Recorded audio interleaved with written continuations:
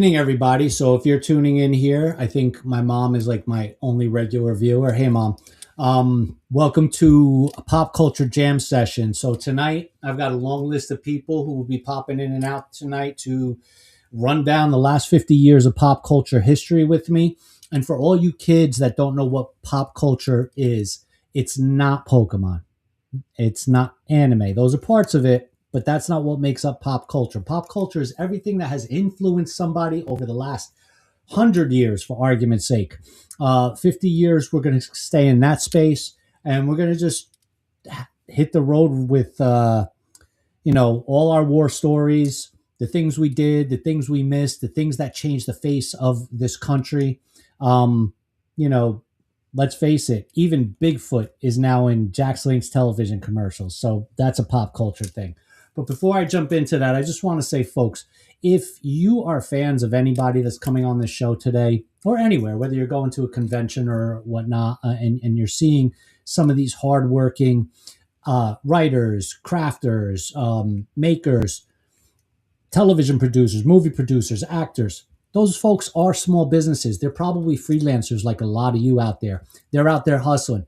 So, don't just wait to a convention or something to go see them and buy their book or buy their pin or buy their product or whatever. Find out where they are online. Go out there and support them. Show them that you are a fan and you are a supporter of small business. So now that I got the business plug in there, I got to plug my own product. Real American Graffiti. This is a picture book, but it's got some words in it because I like to hear myself talk. And this is available on Amazon.com, and that will be in the. Let's get that QR code up there for you guys. I'll leave that up there for a little bit. That is a photo book of both mine and Tina Krause's journeys through abandoned areas, cemeteries, and whatnot. It's a nice little, comes in a hardcover, comes in this nice little soft cover. It's a fun little photo book. And we are excited to give this to you. We have a sequel in the works. So now that I'm done talking, I want to introduce our first few guests tonight. Because that's what you're really here. Not me, not for me, not for any other reason, but for who we got coming on. And one of the first people, it's not a name you'll probably know, but it's a name that is synonymous with entertainment, and that is Don Manuel. Don, Hello, hello. How's it going? how's it going? So listen, I got to jump another business plug in here. Unfortunately, bear with me, folks. I'm a big fan of something called the collaborative economy. That's when makers, small businesses, and everybody get together and they build a community, and they're not chasing their dollar. They're not really throwing down oh, you want my service? Fuck you, pay me. They're there saying, what can I do and how do we promote it? This man right here today, Don, this guy found Black Ink events online, and we just chatted a little bit, and homeboy ran with everything.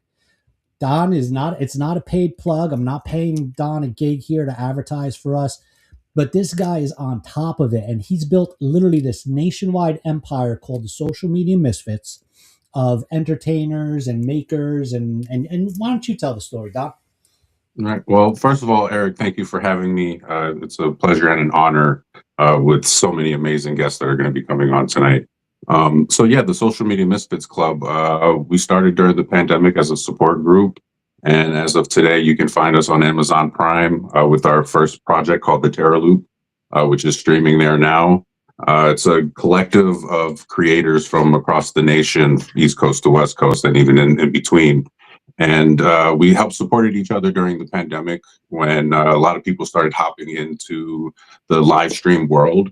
And we helped support each other from there. And we found out that we have some really talented people and ended up creating some projects that got nominated for some film festivals in Tokyo, in Australia, in London, here in the States. And so from there, it's just been an amazing journey with my fellow misfits, which you'll meet another one with later on tonight, that we've been able to help support each other, help create entertaining content, as well as educational content, and trying to share a little bit of us with the world, and as well try to share what our reflection of the world looks around us. So, yeah. So you are part of pop culture, influenced by it, making it. You're part of it. So Yep. welcome. Thank So you. my Thank you. next guest is to me, he's the nicest guy on earth. I'm gonna be honest with you. I gotta like yell at the guy to stop being so nice. All right. So let me introduce to you producer extraordinaire. Whoops, get him back in here. Steve Barton, Uncle Creepy. Welcome, Uncle Creepy. Hey, I like calling you Steve. Uncle Creepy. I don't know. I, I've been called worse. I picked the name, speaking of pop culture, when I was a little kid, back when dinosaurs ruled the earth. There was this comic book called Creepy, and Uncle Creepy was sort of like its crypt keeper. And being that was so influential and formative for me when it came time in the late 90s, early 2000s to pick a cool screen name because everybody had to have one, you know, I immediately thought to myself, wow, I would love to make this an homage to that character. Had I have known the connotations that would come with it, probably in the next 30 years, I might have been a little bit more selective, just a touch. But it's brought me nothing but really good stuff. And hey, it's brought me here to sit down with you and Don, and I'm ecstatic. Don, it's such a pleasure to meet you. I want to be a misfit. I've been a misfit all my life, man. I Right. feel like I missed the misfit plane, man. Let me back up. Don't forget me. I'm No, here. plane hasn't left the station. We're still here. No, and listen. I mean, you need to drop some of your pedigree, Steve, because I don't think people who are going to tune in are just going to know you if they're not in the horror scape.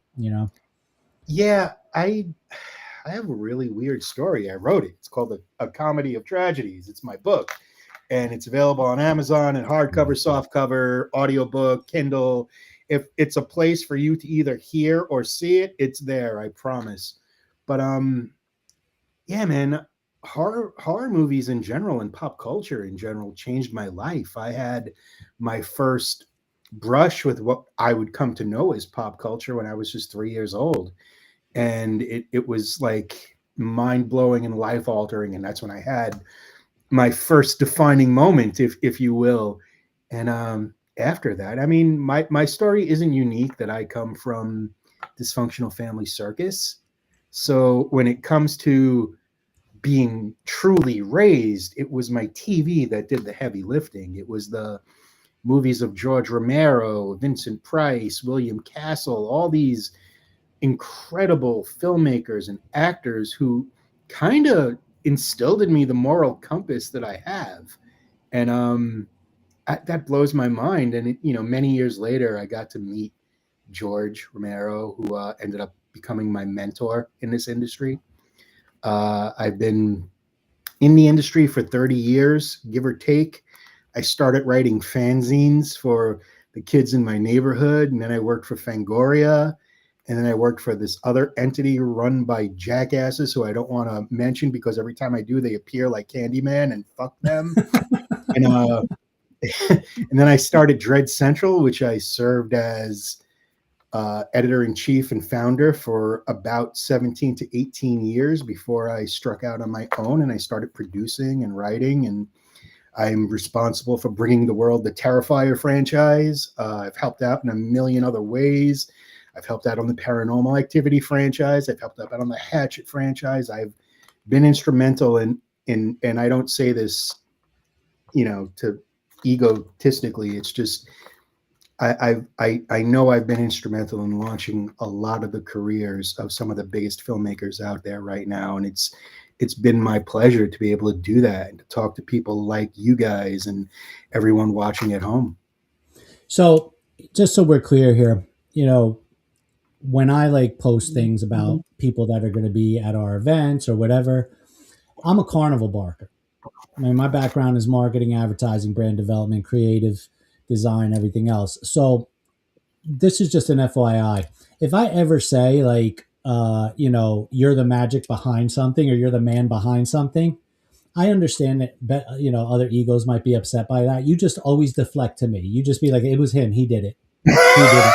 And even when I didn't do it, just go ahead and say he did it. Okay.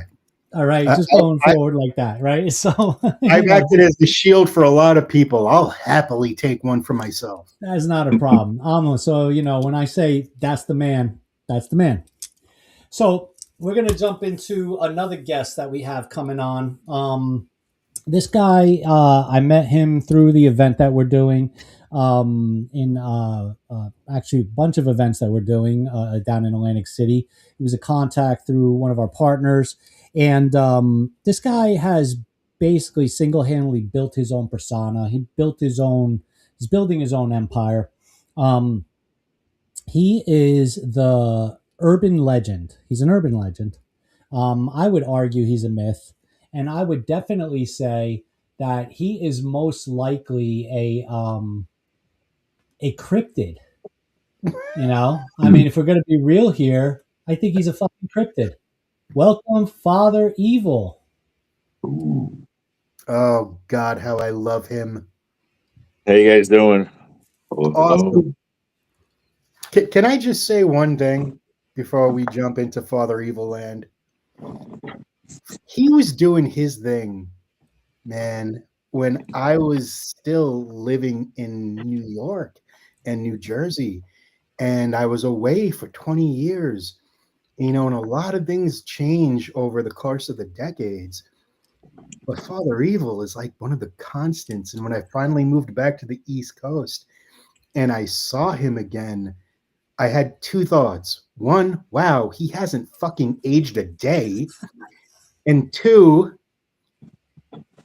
how much respect could I possibly muster for this guy who's been out there doing what he does for so long, creating this persona, creating memories for people to share in? I have so much respect for what Father Evil does, and it's an honor to share any event with him. And Thank you, man. I'll shut up now, and here's my address. I'll put it in the chat. Oh, we can. Thank you. So thanks for the intro. I like that cryptid. Yeah, well, I mean, the way I see it is, again, I know you're around the horror genre predominantly, paranormal predominantly. We could see you at a lot of those events. We could find you in Asbury Park. But I mean, realistically, when we're talking about pop culture, and it's not just about what's happening across the country, right? Because let's be real here. Um, you know, when Father Evil decides that he's going to pass the torch to the next Father Evil, that's pop culture, right? That's like Elvira passing the torch, and that's what we're going to see here, because you built up a following, a fan following. You literally built up your legend, and so you're a recognizable figure. I mean, it's only a matter of time before The Simpsons has you on there predicting something about you. Imagine that. No, I'm looking forward more towards the South Park. I would love South Park to do something like that. Oh my God, that would be epic. If for South Park to roast you, now you made it. Yeah, right. I mean, at this point, yeah. Like, how can you be mad? Like, if South Park, and again, another Dude, that's like the greatest honor ever. Yeah. That's And like That's like Weird Al writing a song about you. Oh, fuck yeah. Yeah, right. Absolutely. So you are we'll see you at our events this year. Yes. As a matter of fact, you are our master of ceremonies for Halfway to Halloween in May. Yes, I am. Yes, I am. Yes, In the meantime, I am looking forward to that. I am looking forward to I love the people in Atlantic City. I consider it an audience. When you're out there doing this, you're performing, especially with what we do. So that audience I love, because a good majority of them have never seen something like Father Evil like that, like in their face, and that's when I thrive the most. That's what I thrive off the most, is like that raw interaction, especially when they've never seen me film. You can just see it in their face, in their eyes, and I just go all in, like when a shark sees blood. That's how I go. Especially when they give me like that look, like oh, it's over. It's over. It's a wrap. I'm gonna get in your head. That's awesome. You That's know, awesome. I have a Father Evil T-shirt, right? And on the back it says, "I can smell your sin." And I can't tell you, and I take this as a compliment. People are like, "Is that you on their shirt?" And I'm like, "No, it's a completely different person, but I wish it was me. If I looked at man, Thank you. come on." No, Yeah, man.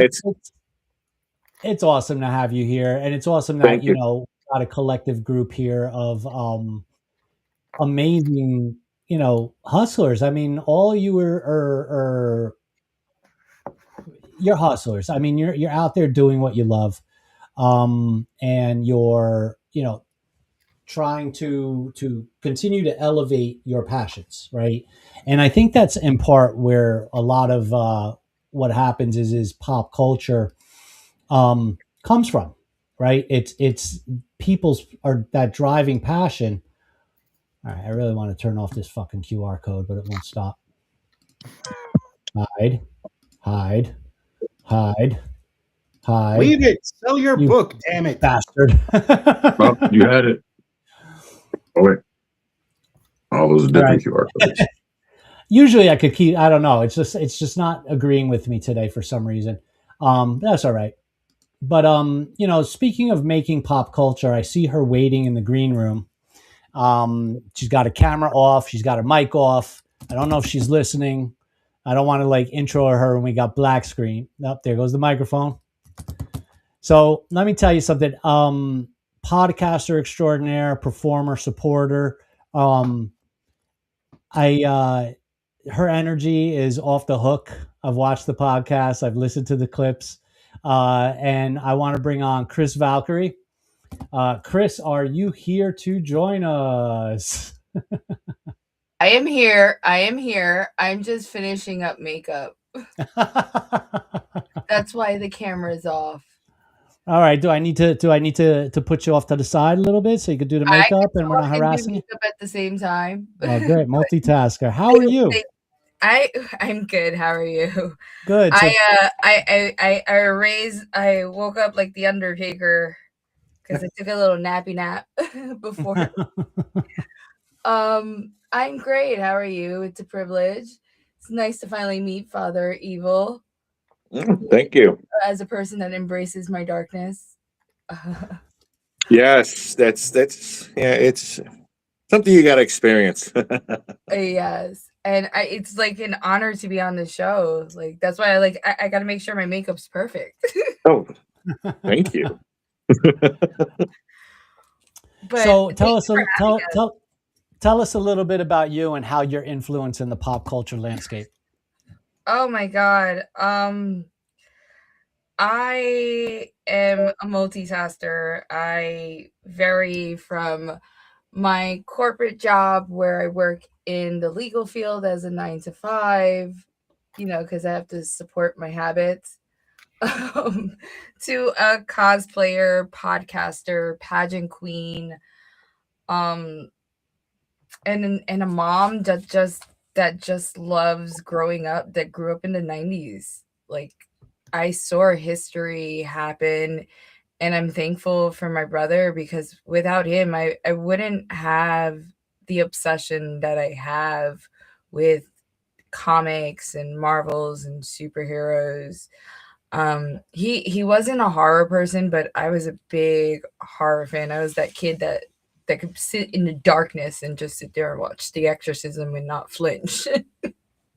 Like we'll watch like The Conjuring or something. My husband will be like freaking out because he hates Annabelle. I'm like, are you serious? It's a safe rush. So horror is a safe rush. But then he'll be like, but you won't watch a zombie movie. I was like, yeah, I won't because they're real. It's funny you say that because that's the whole thing with me and clowns. Like, I don't like clowns. I can't stand clowns. I only like one clown, Joker and Harley. That's it. Yeah. I'm sorry. So, I'm going to jump up and I'm going to start with you, Don. What do you think was a quintessential pop culture moment that shifted the dynamic of the American landscape in your lifetime? So, Told you there was going to be a pop quiz. Yep. So anyone who knows me knows outside of like the nerdy fandoms of pop culture, was born into the hip hop culture, which is part of the pop culture, and I think it was one of the most impactful moments in our culture. It divided a lot of bridges within our different communities, and you can't turn the TV on now without seeing something from hip hop culture integrated into pop culture. And at some point, they kind of became one and the same. And being a part of that has been so amazing to see people like Daryl from Run DMC get into his first love, which was comics. Right, rap wasn't his first love. Hip hop wasn't his first love. It's one of his loves, but it was comics, and then cookies, and then rapping, and seeing a lot of our pioneers embrace all of pop culture. Right, they're going back to Daryl. They're working on an anime comic where Keith Shockley is going to be working on the music, and he's the DJ for Public Enemy and Bomb Squad. And so, getting to know about these things from behind the scenes, because I work with some of them, and seeing like you're embracing your inner nerds. And I love this because it does take adults like ourselves that embrace it and normalize it and show people that, hey, you can embrace your fandoms. You can be a part of those fandoms. You can, make that part of your life and part of your livelihood. Back when we were younger, we were told, don't even worry about that stuff. It's entertainment, but you can't make a living off of it. And everyone up here is proof that you can, as long as you have the drive for it and a support system that will help you with that drive. So I definitely want to shout out hip hop for helping me embrace a lot of the different types of pop culture. And then in second place, I'd say video games. And a lot of it was, intermingling because, Fight Club for Def Jam, was one of my favorite games back in the day. And you could take all your favorite rappers and have them fight against each other. New York, baby. Right, exactly. And that was kind of one of those bringing all of it together, the video games, the pop culture, the hip hop. And, young me could just sit there for hours and just lose my mind in it, because those are real people. These are people that we know and grew up on, and now I can control them as a video game. But even that within the community, as soon as, live streaming and multiplayer games came to be, it helped create a different community online where people feel included, where some people are, myself included, are, I'm stay to myself. When I have to turn on and be my character, I can, but I'd much rather just be chill, play some video games. And a lot of our crew, that's what we do. We decompress by playing video games. Chris can talk. We've spent hours, just, shooting the shit in the video game, not really caring if we win or lose, right? But still wanting to win. That's why I had to take a nap. I woke up at like 3:00 in the morning for some odd reason. I went to bed early yesterday, 9:00. It was a miracle.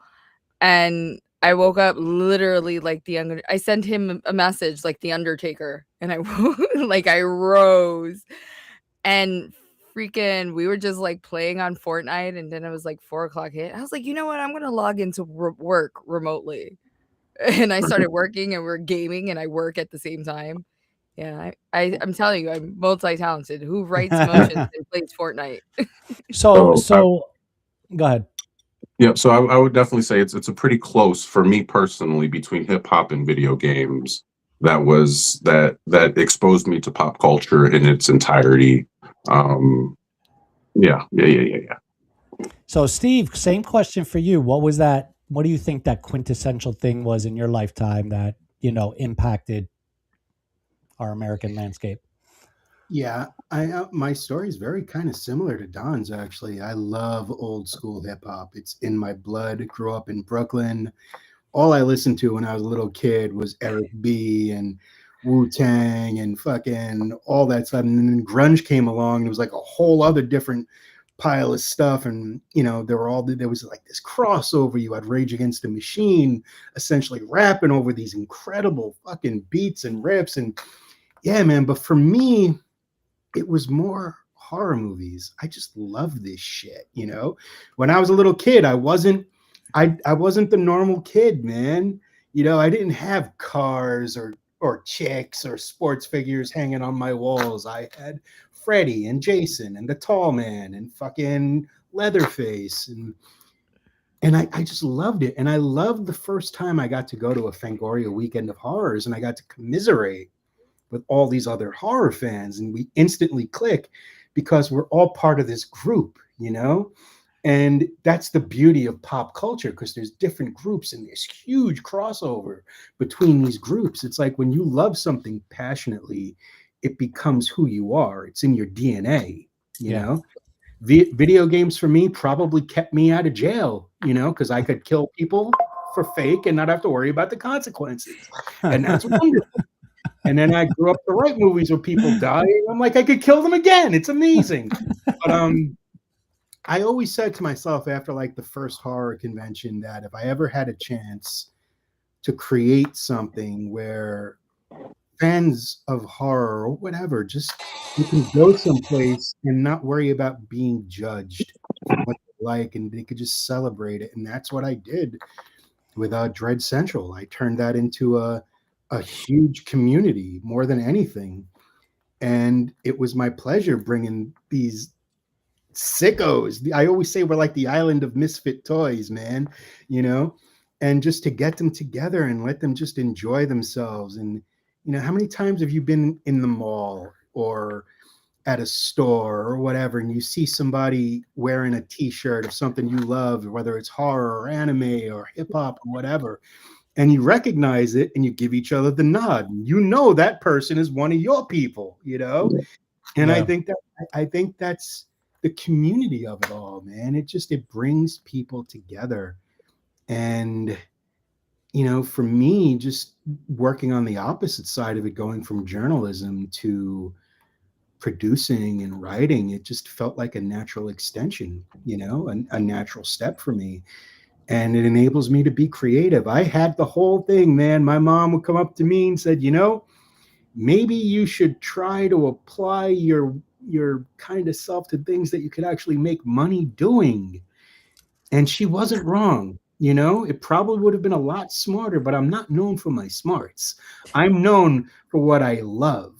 And I wear my love for this on my sleeve, as does any person who's associated with any type of fandom. It's the authenticity behind it.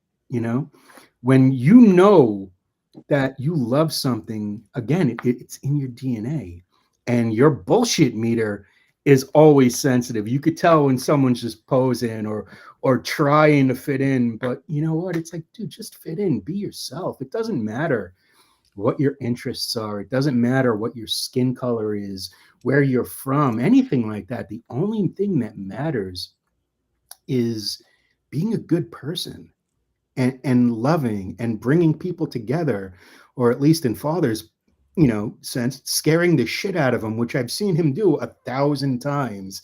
And it always makes me laugh because I'm going to out you. I'm sorry. You're like the nicest motherfucker I know. Okay. and that's the beauty of it too. Cause sometimes you're messing with his brand, Steve. Don't mess with his brand, Steve. I know. But that's the beauty of it. When you look at these hardcore fans of anything, sometimes they get labeled like horror fans, or labeled freaks, or anime. I wear that name proudly. Me too, man. I'm a proud fucking freak. And anime fans are sometimes labeled nerds, or gamers are labeled whatever. But you know what? Fuck your labels. Just do what you do. Love what you love and be who you are, because you're the only you that is out there. So you better fucking be the best you that you can, and fuck what anyone thinks. Okay, I'm done preaching. Thanks. Good. Because we need that. Yeah, it's true. We do. Everybody needs that reminder. Drop it on me, Father Evil. What is that quintessential, you think, American pop culture moment that from your lifetime? I could pinpoint it to, I guess, I think it was 1983 or 84. I was 10, 9 or 10. And I remember looking at the TV guide, see what's coming on Friday night. And I remember seeing a little ad for Halloween. And it was the original Halloween, obviously. That was 1979, no, 78. And I had seen it in the movie theater when I was a kid, but I remember like having this feeling like, oh my God, I love this movie. And then seeing that on TV Guide, something in me just like, okay, I need this. This just needs to be in my life, you know? And right then and there, I knew I was a horror fan. And I was just enamored with it. And I was always a scared little kid. I was the youngest of 4, and my brother, I had an older brother who would torment me and stuff. So yeah, he would hide under the bed, or he would put talcum powder over his face and look. He would hide under the bed because he knew I had this routine where I had to check over, under the bed before I went to bed because make sure there's no monsters under my bed. And then one time he's under there and he makes this face like that. And it just torment. I mean, it scarred me in a good way. But that's when I realized, wow, it's a rush that I get from this horror thing. It's a safe rush we all get. It's like, mountain climbers or whatever, or skydiver. It's a safe rush. You're kind of putting yourselves in those shoes, but you're not, So to me, that's what it always was. What really cemented it is when I had my sobriety. I hit my sobriety when I was 2007. Prior to that, I was just always pounding it down. That was my thing.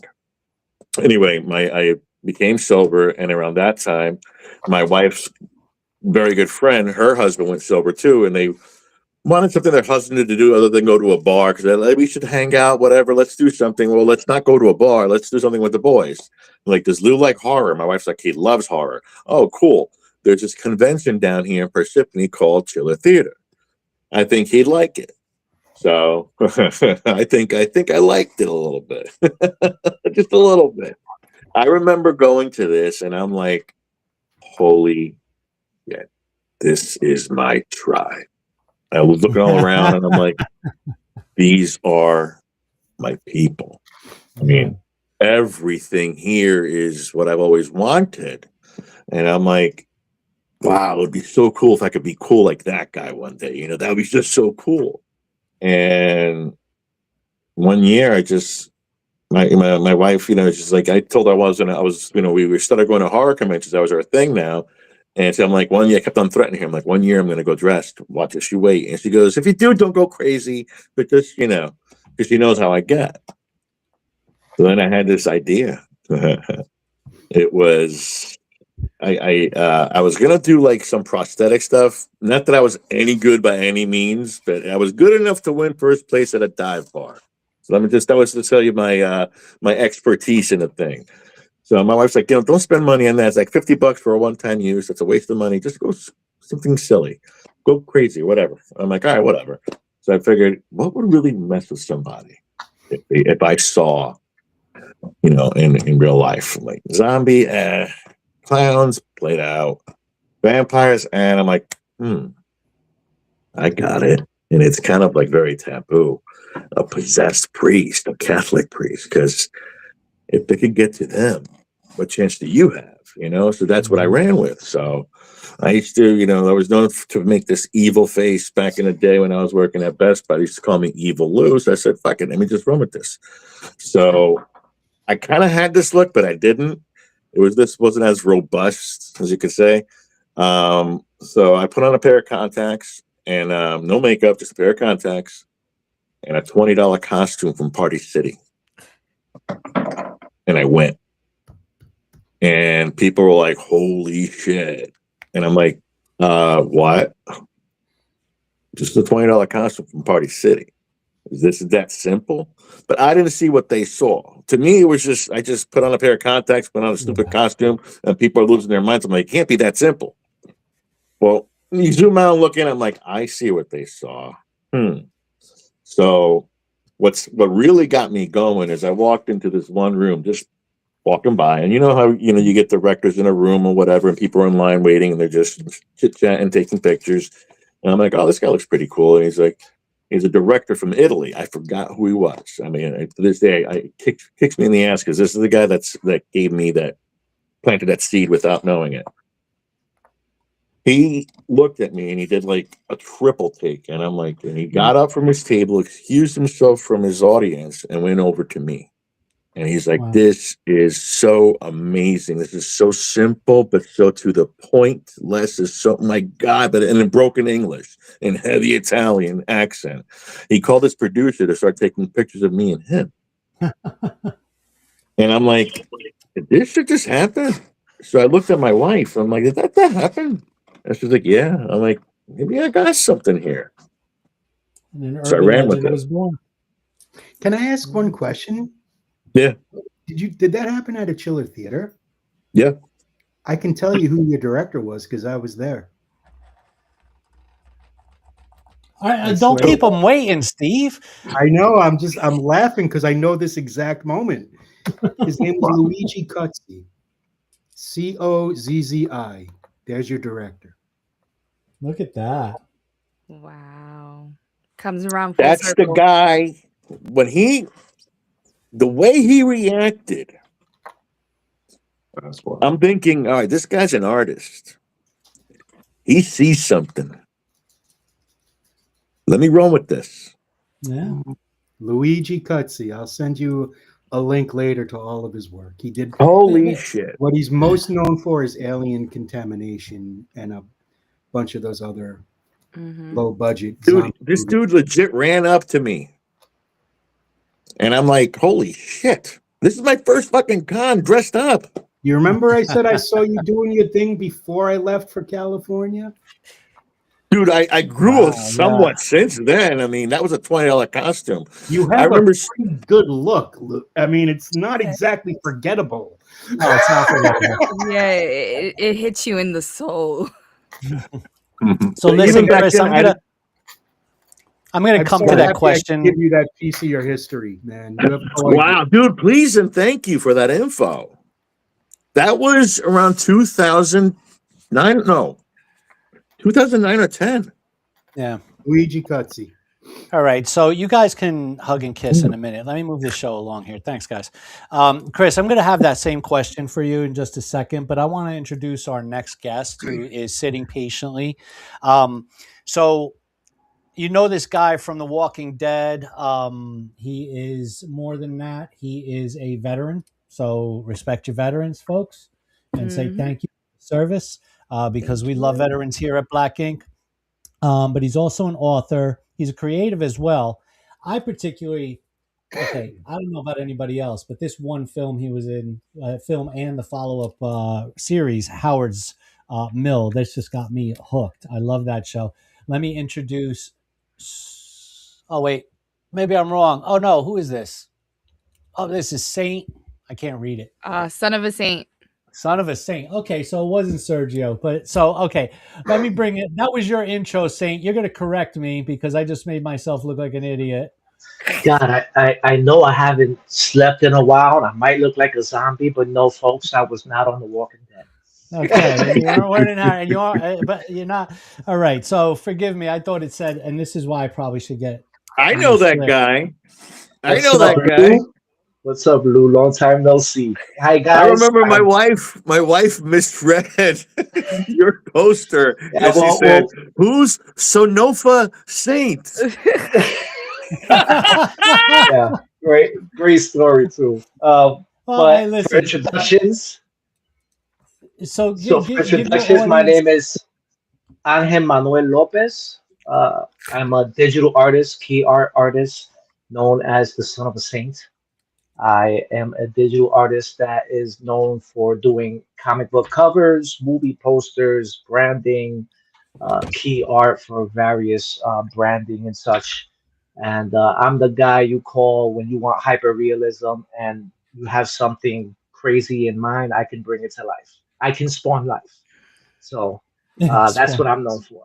So what? Oh, Sample we're of seeing some of the his work work. right up there. He designed Oh. this for our movie poster, actually, for the Terra Loop. Oh wow. And that was wife of the saint, and just jumped in real quick. So, But real quick, Saint, when you do your work, just give me the rundown because I'm a designer and artist as well. So you just but I don't get into the digital space. So, like, what are we using? What kind of tools? Like, how are you so crafting I'm such using amazing work? so currently I'm using Photoshop, Illustrator, and Wow. ZBrush and Hexagon 3D. So I've spent years as an illustrator doing traditional illustrations for a long time, until 2012, 13 or so.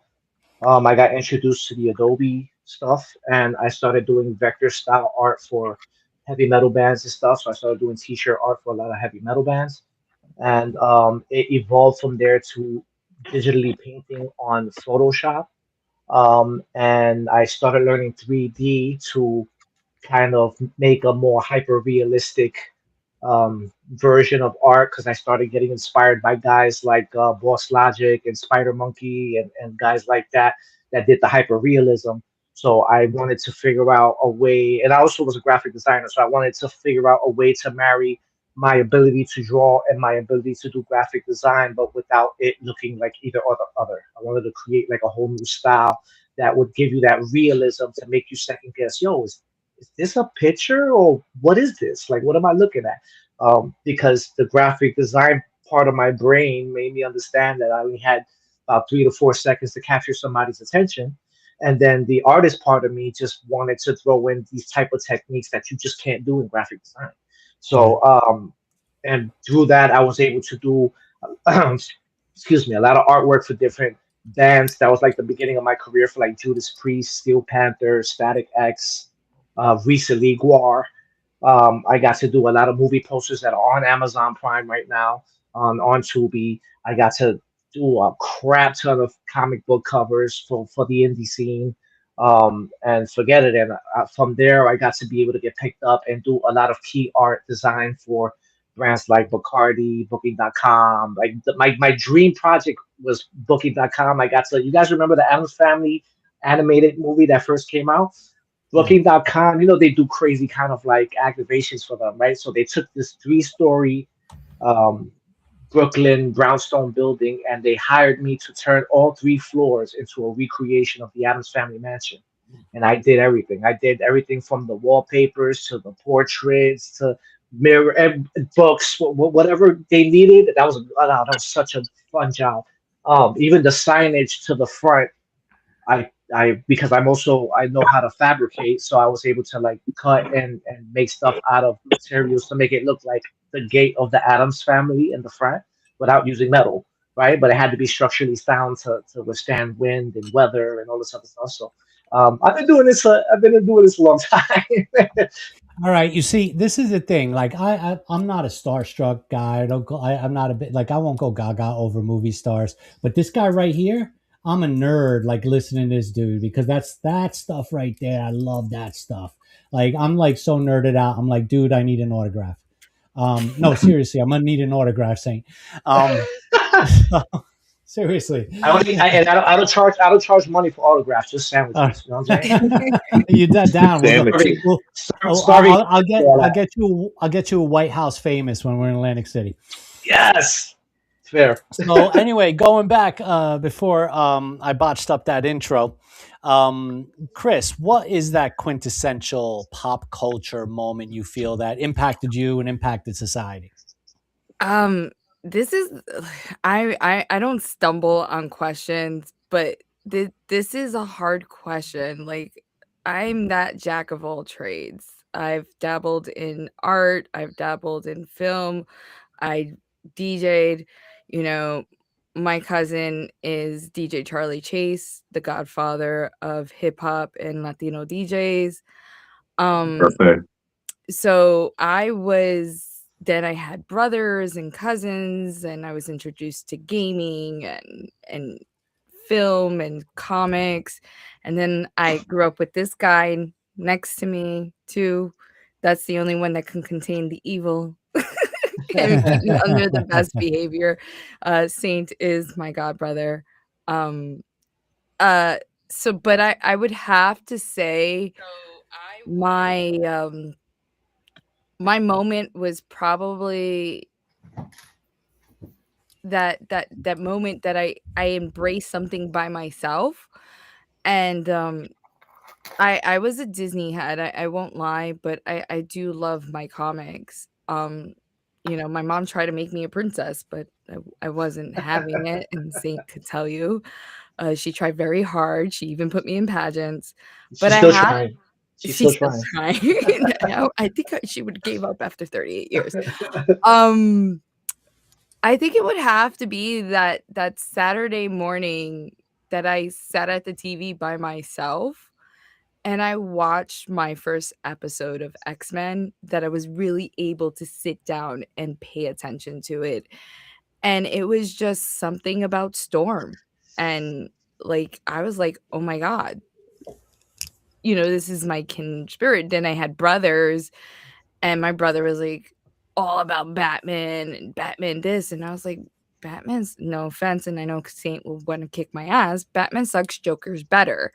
You know, I embraced my villains Yeah. because I felt like I embodied the villain mentality and understood it more than some of the DC heroes. Like, I'm a big fan of Wonder Woman, absolutely. You know, she's such a badass. I'm into Greek mythology and philosophy and stuff like that. But then it was I I I will have to go back even further after realizing I was embracing these villains. When I saw Sleeping Beauty when I was a little girl, I didn't wanna be Sleeping Beauty. I wanted to be Maleficent. Like, and that's who it is, and then when I went through what I went through, as a survivor and trying to find myself again, it was embracing that villain mentality that helped my healing process. You know, I grew up in Brooklyn.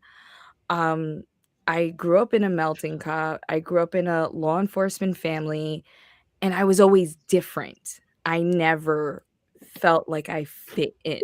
Like, yeah, I could fit in, but it was that, and then I was a Latina that didn't look like a Latina. Like, I'm not Spanish enough for the Spanish people, but then I'm not white enough for the blanquitos either. So it's that concept too. So embracing that while I was going through what I went through as a survivor, I just did it, and it took a 2-hour, 4 hour 2-hour sessions of tattooing this person that I felt like who I embodied the most. Like, my first cosplay really was her, and, you know, I love her. I even call myself the mistress of misfits.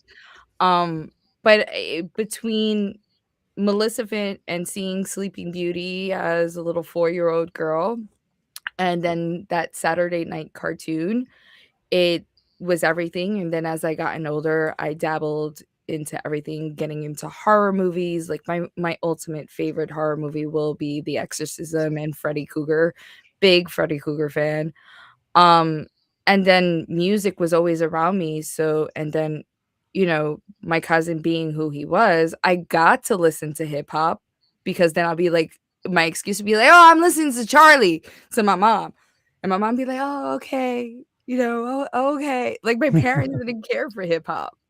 So it was just like, "Hey," you know, Star Wars, you know, my brother Johnny Boy, he put me onto Star Wars, and they created the little monster you see today, you know? Um, Saint is actually funny because, I'm sure he's not gonna answer this, but Saint was in a rock band too. So, That seeing him response and right there. supporting Did you see? him and his career, you know, helped. I dabble. I think the only thing I probably don't listen to, I think Saint actually made fun of me. He was like, "You look like a poker listener," and I'm like, "What the hell is poker?" Um, so yeah, I love music. I love to travel, but I think it was that Saturday morning watching X-Men for the first time and Sleeping Beauty when I was a little girl that So helped created this little demonic being you see. So Chris, I want you to check out a movie. It's based on a comic book. The comic book creator is Everett Hartsoe. He's also the creator of Razor. Big back in the early indie boom of the late 80s, early 90s. But he did a comic called The Curse of Sleeping Beauty, and they made it Ooh. into a film. I'm gonna have to check it out. Yeah, check it out because Yeah. Sleeping Beauty's a bitch. She is. She was an ungrateful she ain't your Disney little bitch. princess in that movie, but I think you'd like that one. Like she's like, I won't tell my daughter, like even my daughter, I call my daughter my Sleeping Beauty because she kind of softened my little heart, my little black heart. But like, like she got a Lego set and it was like a Sleeping Beauty and Maleficent was in there and she popped me. She's like, "Mommy, look, it's you." I was like, yeah. Like even my kids know, like my son, I would like traumatize him when he was little because I would like catch him like before he could even do nothing. And he was like, "You weren't even looking at me. How do you know?" And I was like, "Mommy's the Wicked Witch of the West." Like, Mommies know. oh, Yeah. Yes, they do. But it's something to be said about that, right? Like listen, we all grew up with heroes, but realistically, as you get older, the villains make more sense and they look better. So like, it's just something about the actual design of a villain too, right? Speaking from an artist's point of view, they're more fun to. At least for me, I love when I get a commission that I have to do something with a villain because they're just so much more fun to make than a hero. Well, heroes are kind of like bold and kind of like out there, but villains, there's just something about it, right? Like, but here's the thing about heroes. Heroes are villains with license. That's all they are. When you think about everything that a hero is, even Superman, it's I'm Superman, you're the bad guy, so I'm going to get to break shit and get away with it. Unlike you, villain, who you break shit, you're going to have to pay for it. So heroes with villains with license. Fair, Yeah. Yeah, it's the truth. I'm not gonna lie. We're gonna love our superheroes. Like when it comes to Marvel, I embrace the superheroes of Marvel. When it comes to DC, because DC was like that darkness. I love Tim Burton. He's one of my favorite directors. Other than Guillermo del Toro, he it was that shift. But then I was also that kid that was from Brooklyn, and like Marvel, like yeah, they mentioned Gotham and this, that, and the third, but Marvel like gave us Captain America, and his lingo was, "I'm just a kid from Brooklyn," and like coming from Brooklyn. And then, Spider-Man was from Queens. I really didn't like Spider-Man. I wasn't too fun. But when they created Miles Morales, I was like, oh shit, I could relate to Miles Morales. Not only is he Hispanic, but his dad's an NYPD cop. So is mine. So it was like growing up in a society where a lot of kids our age at the time, when we grew up in the better years, because listen, we had the good shit. We had like, these kids don't know. We couldn't identify with one particular I still can't identify with a Disney princess. Let's just put it that way. The way some people can. But like with Marvel, I got the same problem.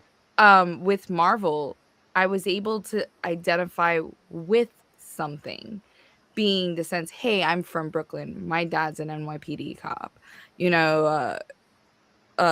The Scarlet Witch.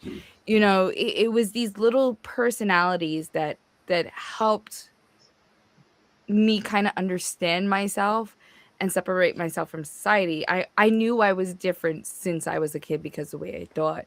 So it comes down to that too. And I had an amazing childhood because of these certain artists. And I would kiss the ground that these artists walk on, because when I was being bullied because I was a cop's kid, like, it was sitting down in a room watching these cards. Like Steve said it perfectly. I could just go and shoot a person in the game.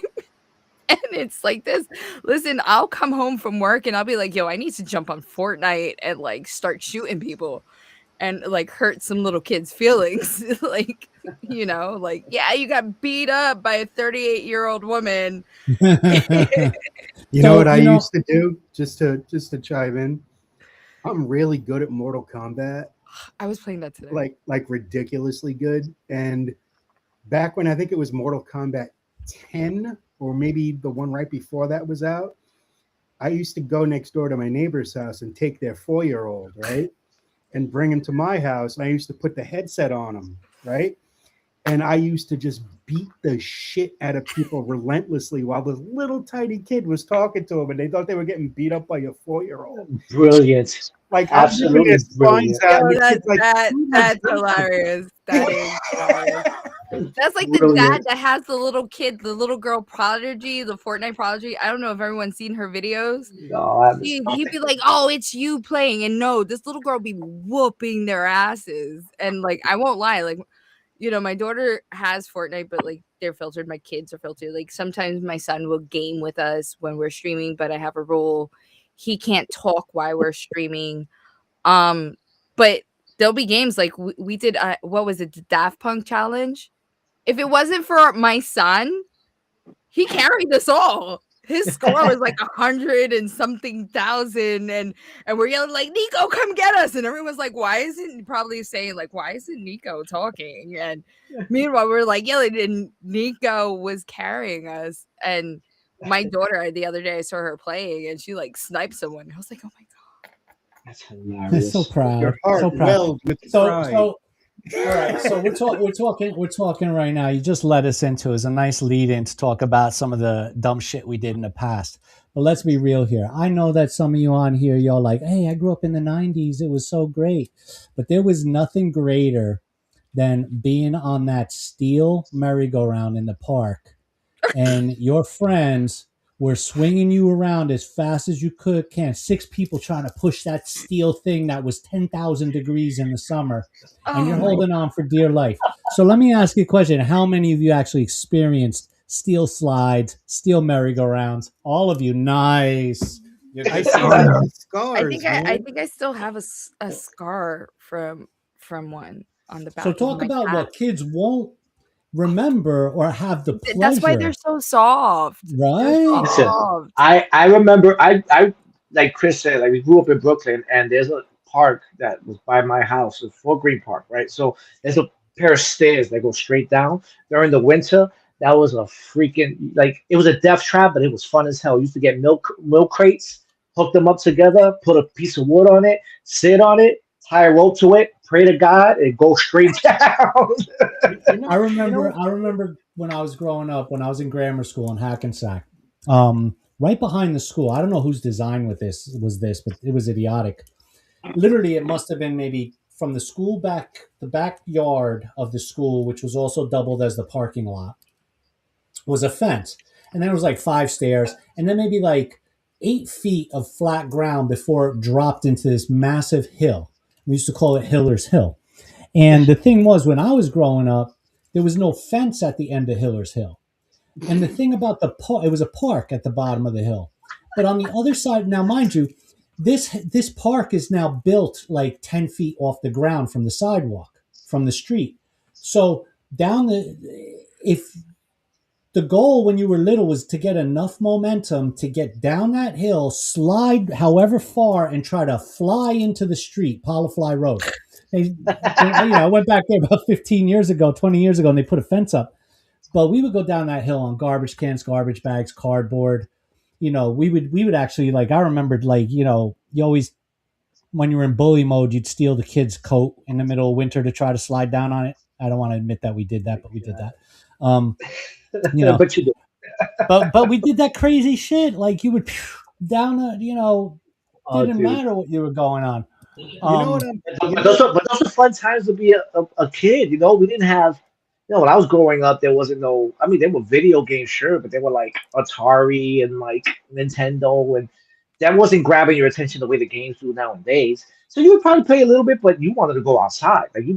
Especially in Brooklyn, like we were playing stickball, we were playing manhunt, handball against, like, I used to live right by the Navy Yard, so like they had warehouse gates. We wait for those gates to come down so we could play handball off the gate.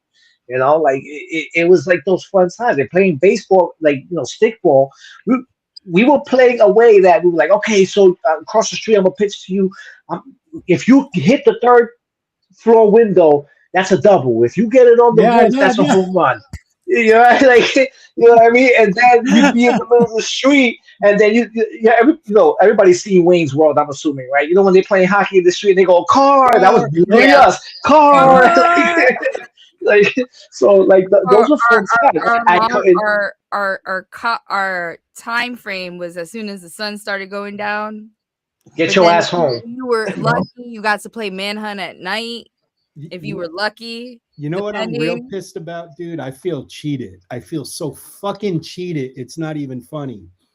When I was like 6, my father was like, here's a shovel. Go out there and shovel, right? So I remember I'm like from 6 to 13. All I did was make money in the winter shoveling, right? And so I moved to California. There's no snow. I come back here to the East Coast, right? You barely get snow. Right? No, there's snow, but there's not a motherfucking soul on the street want to shovel for money. So now my ass has to go back out there and shovel the fucking snow, and I earned the fucking right to pay some little motherfucker. And they're too lazy because they don't. Talking about snow, remember that big ass blizzard? I remember that blizzard. What was it? 93. 96. 96. 96. It was 96. Yeah. So 4 feet.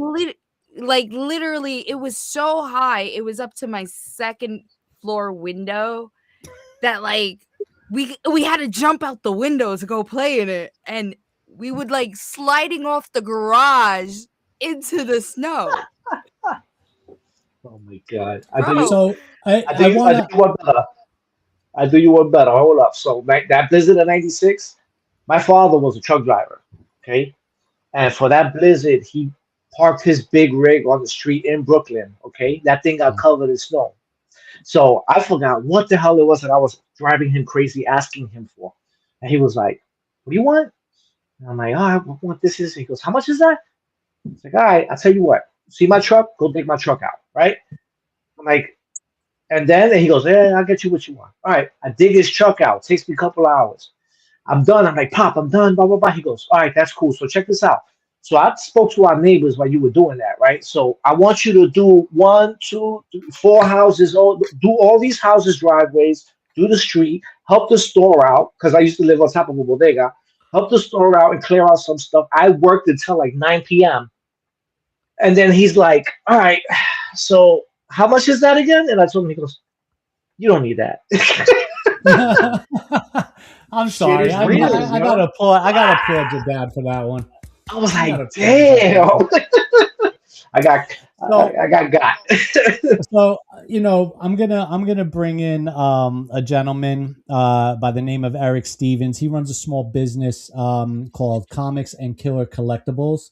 And if there's anybody out there that could talk to us about pop culture impact, it's this guy. I've seen the toys he has, and I look at some of the stuff, and I'm like, oh my God, this is unbelievable that he has this. So, Eric, we're going to jump you right in here. Oh, hi. Hey. So now we're getting a little squishy in the screen. I see a couple beautiful faces I know. Look at that. Father, how are you? Mr. Creepy, how are you? I am an inappropriate vendor. So Eric, you and I ran into each other at a show, and you have now booked a few guests, which are sitting in the wings waiting to come on, and we're going to bring them on and introduce you because you repping them. You introducing these amazing, iconic. Let me just say this: these guys are iconic, and they are. Tony, absolutely. I got Tony up, but I don't know why his screen isn't showing. I see him in the Tommy. This is the pit bull. There we go. Let me go back here. There we go. Do this again. Yeah, I can't get Tommy in. Tommy, bottom corner. Make sure your icon is clicked on for the camera. You guys see me? I see you, Pitbull. How are you, man?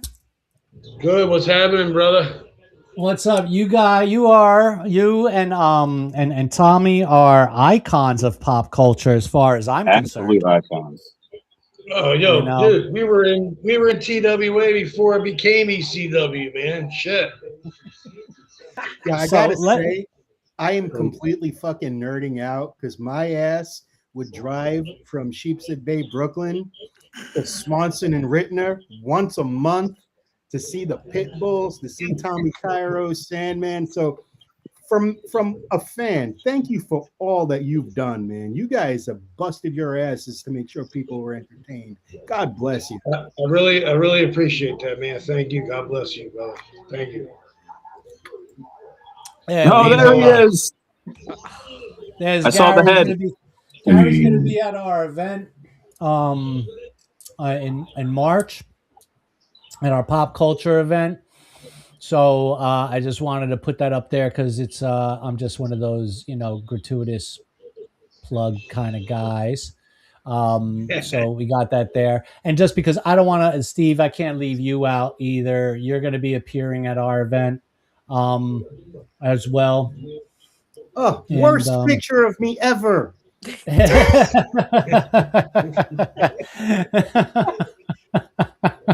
God damn it. Look, I have ham hanging off my jaw. What the fuck, dude? I lost like fucking 200 pounds since then, man. Listen, you're not Steve, you're not fat. You're easier to see and harder to kidnap, bro. Yes, exactly. We got Father Evil will be showing up. Nice, wicked. Sinners everywhere, sinners. He's gonna have a rough day there. I don't know if his senses are gonna be able to. It's gonna be an overload. It's gonna be an overload. But, So many smelly sinners. It's gonna be super. It's Atlantic City. You're fucked. Your senses are gonna be going nuts. I'm gonna have that con crud afterwards. So, you know, I'm cramming 9 of us on the screen here. It's a little bit hard. I usually try to keep it not more to 6, but I don't want you guys going away. Tommy, can you lower your camera a little bit so we can see you? Because just the way the screen's landing, it's putting us on the top half of your room there. The ceiling. The ceiling, yeah. Tommy, tilt your camera down. Tommy, tilt your phone down. Tommy's like, I do what I want. So let's do this. Tommy's mad about a photo that was used on advertisement. He's gonna do the whole interview like that, and he doesn't give a shit. That's cool. That's great TV. Hey, listen, Don, Chris, I'm going to put you in the back room for a couple minutes. I'm not trying to blow you out, but just stick around, okay? Yep. Oh, that's so funny. Yeah, he probably don't. Maybe I need to get. he can't hear us. It looks like. I'm gonna try I need to message him real quick. So yeah, well, I mean, you know, it's not always now poor Eric is frozen in like one of the worst visual elements. I was actually messaging Tommy that I backed out so I could message Tommy, be like, tilt your camera down. You look like but it's like was it up my nose? Was it up my nose? No, it's just the blurry eye. See your thoughts. You were going to see your thoughts. Donnie, you so listen, Blair Witch, dude. We get. So, Saint, you don't mind? I'm going to put you on in the green room too. All right, thank you. I love you, Steve. And let's get Tommy back in here. Side note: how's your wife? Green here. Give her my best. How's your ankle? Sucks. I'm lucky I can walk and breathe air at the same time. Apparently. There he is. There he is. Oh, there he is. There he goes. Oh, nah, he's gone. All right, so listen, we're gonna move forward. Listen, Pitbull, how do you want me to call you, Mr. Wolf, Gary, Pitbull? Please don't beat my ass. You call me Gary. Okay, Gary. I'm fine with that, especially from you. If you're introducing me to somebody, it's Gary Wolf, the Pitbull. Gary Wolf, the Pitbull. Fantastic. But you call me Gary, brother. Thank you, sir.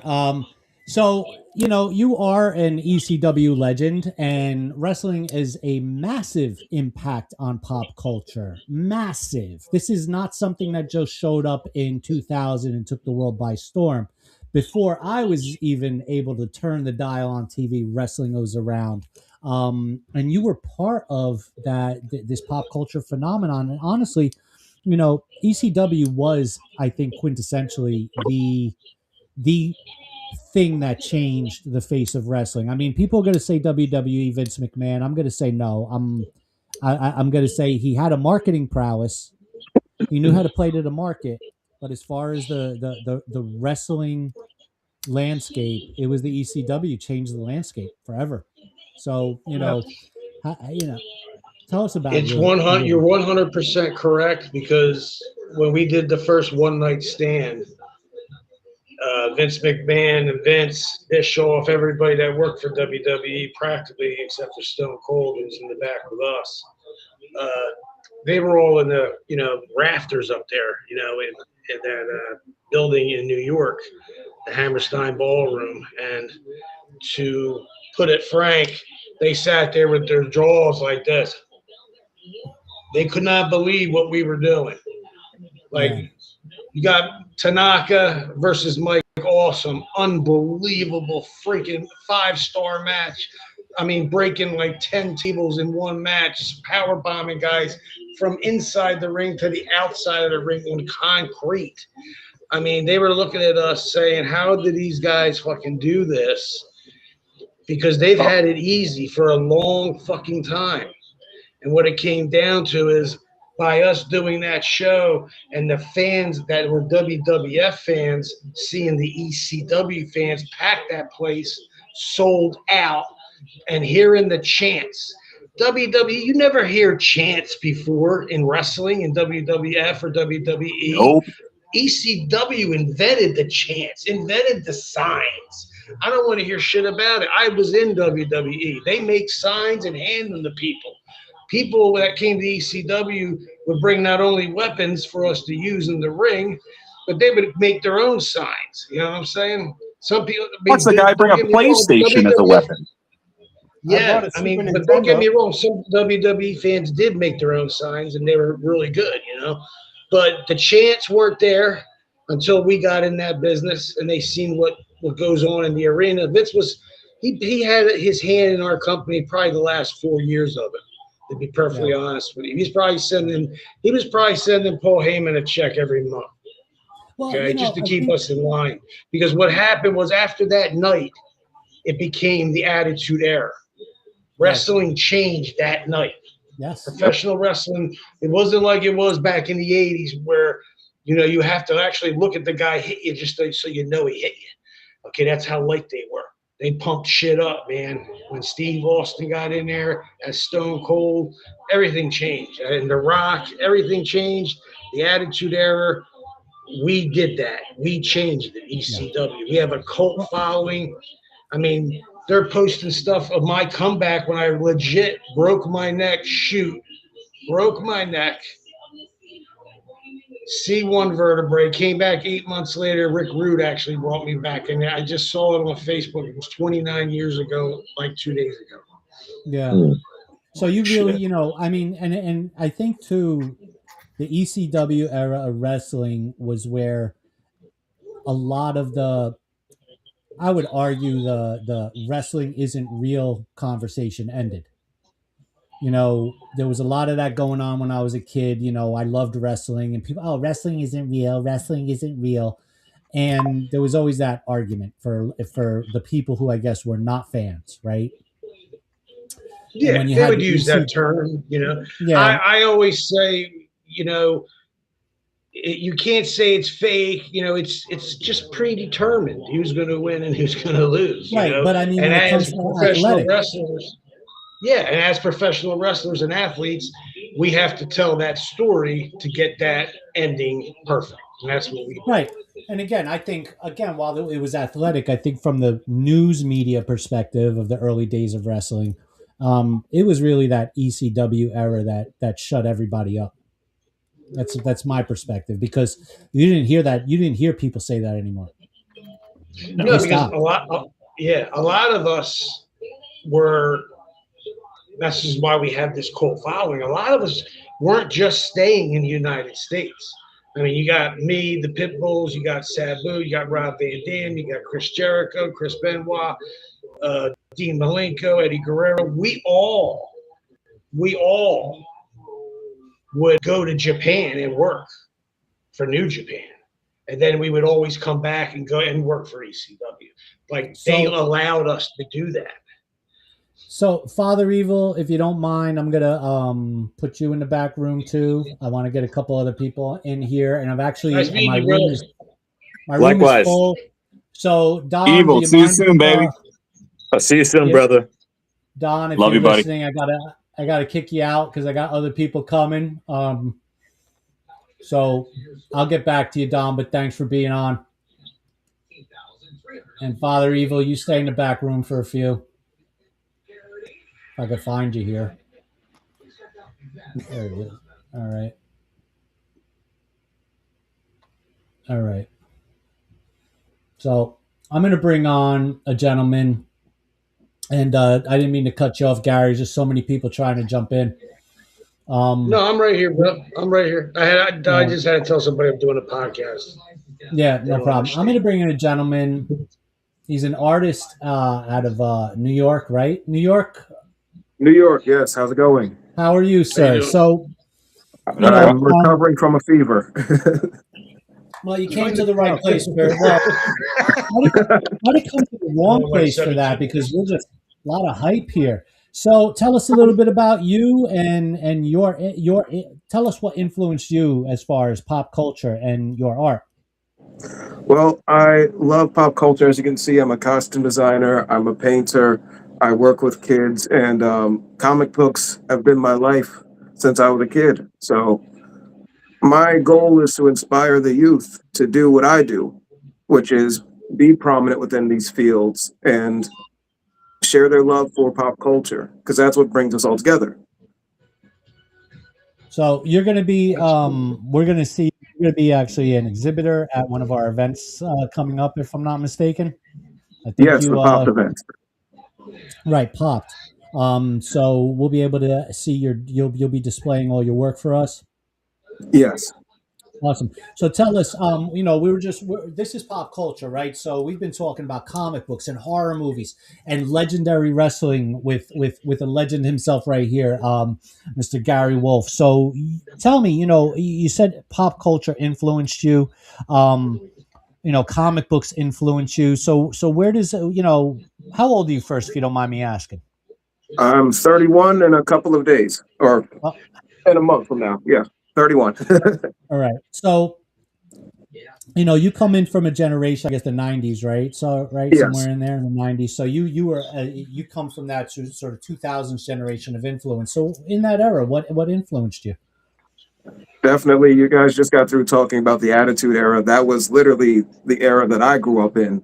So thank you for creating that, by the way. Appreciate that, brother. Yes, of course. The Attitude Era was huge for us. Definitely video games. That's when the Nintendo 64 had come out, and all the wrestling games that came out for the Nintendo 64. WCW versus NWO, baby. Yes. Aki Engine, THQ. Yes. Even beyond then, from PlayStation 1, PlayStation 2. There's been so much that has transpired within that specific era, even if we're talking about just X-Men, the cartoon that came out, Spider-Man, Hulk, those animations that came out around that time played a big role. Saturday morning cartoons, just waking up, watching those cartoons on Saturday morning is what kind of shaped me today. It kind of depresses me for these kids today, man, because I remember I couldn't fucking wait to wake up on Saturday morning to turn on cartoons. Yes. It was like a Bugs whole Bunny experience, man. Bugs Bunny. Bugs Bunny. Wile E. Coyote. Listen, when Super Elmer Fudd, genius. Yo, I gotta tell you, when I moved to Jersey and I found out that Acme was actually a supermarket, it fucking blew my mind, man.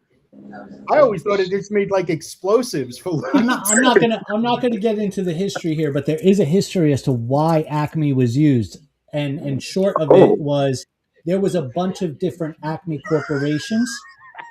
Acme this, Acme that, Acme the other thing at that period of time. And so that's how the animators picked up on Acme, because it was like Acme Metal Company in real life. And so they're like, oh, hell with it. We'll make like Acme bombs and Acme skates. So that's where the Acme comes from. But I'm going to jump in here and see if we could get Tommy back in one more time. Tommy, can you hear us?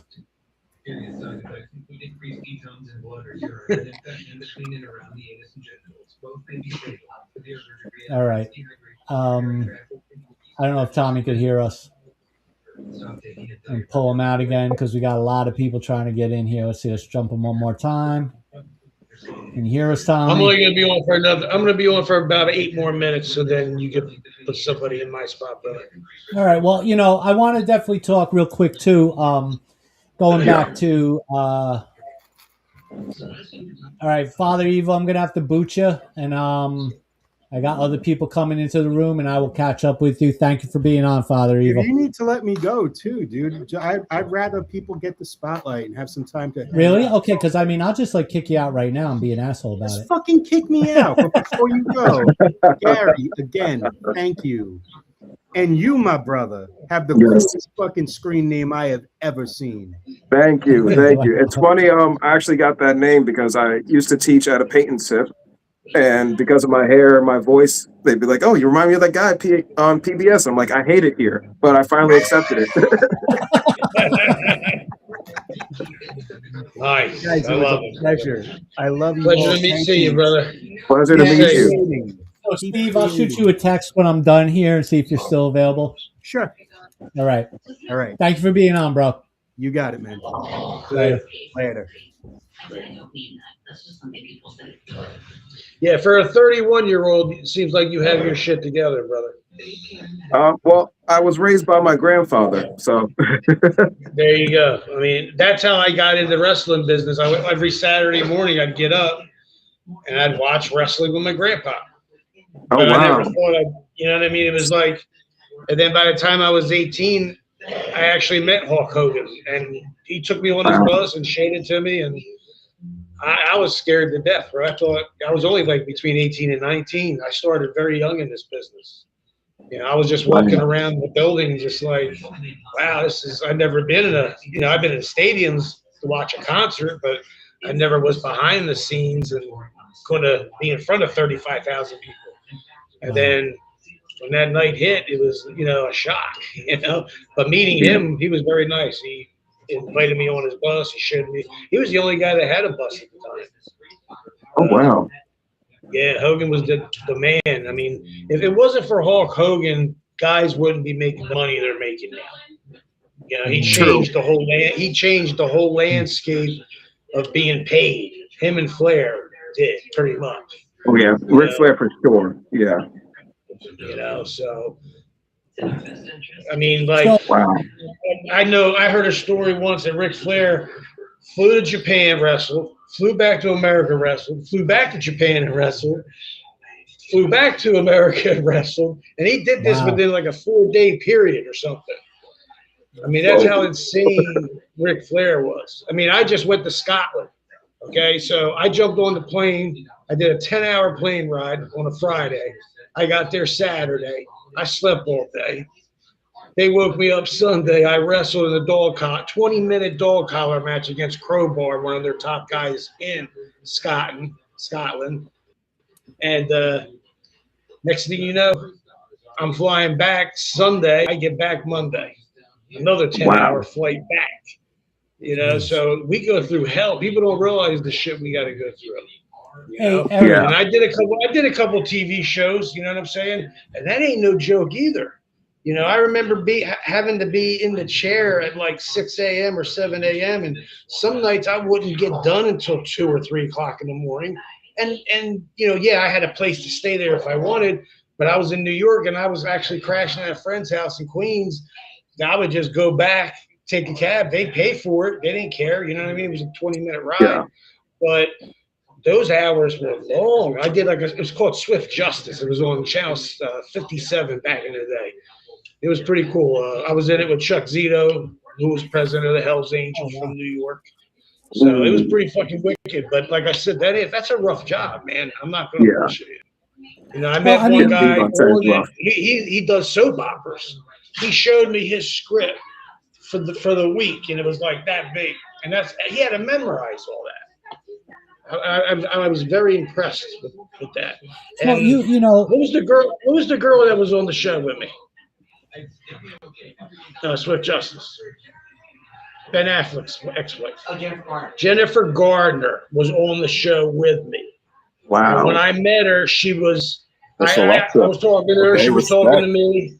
I had a couple scenes with her. She was a waitress, man, at a joint in New York. She was, starving actor, trying to get it big. And look at her now. Look where she's at. yeah. Superstar, She was only I think she was 26 years old when I met her. Wow. Marvel, So baby. I'm going to try to get Tommy back in here. I don't know if he could hear us or if he's having microphone problems. Dami.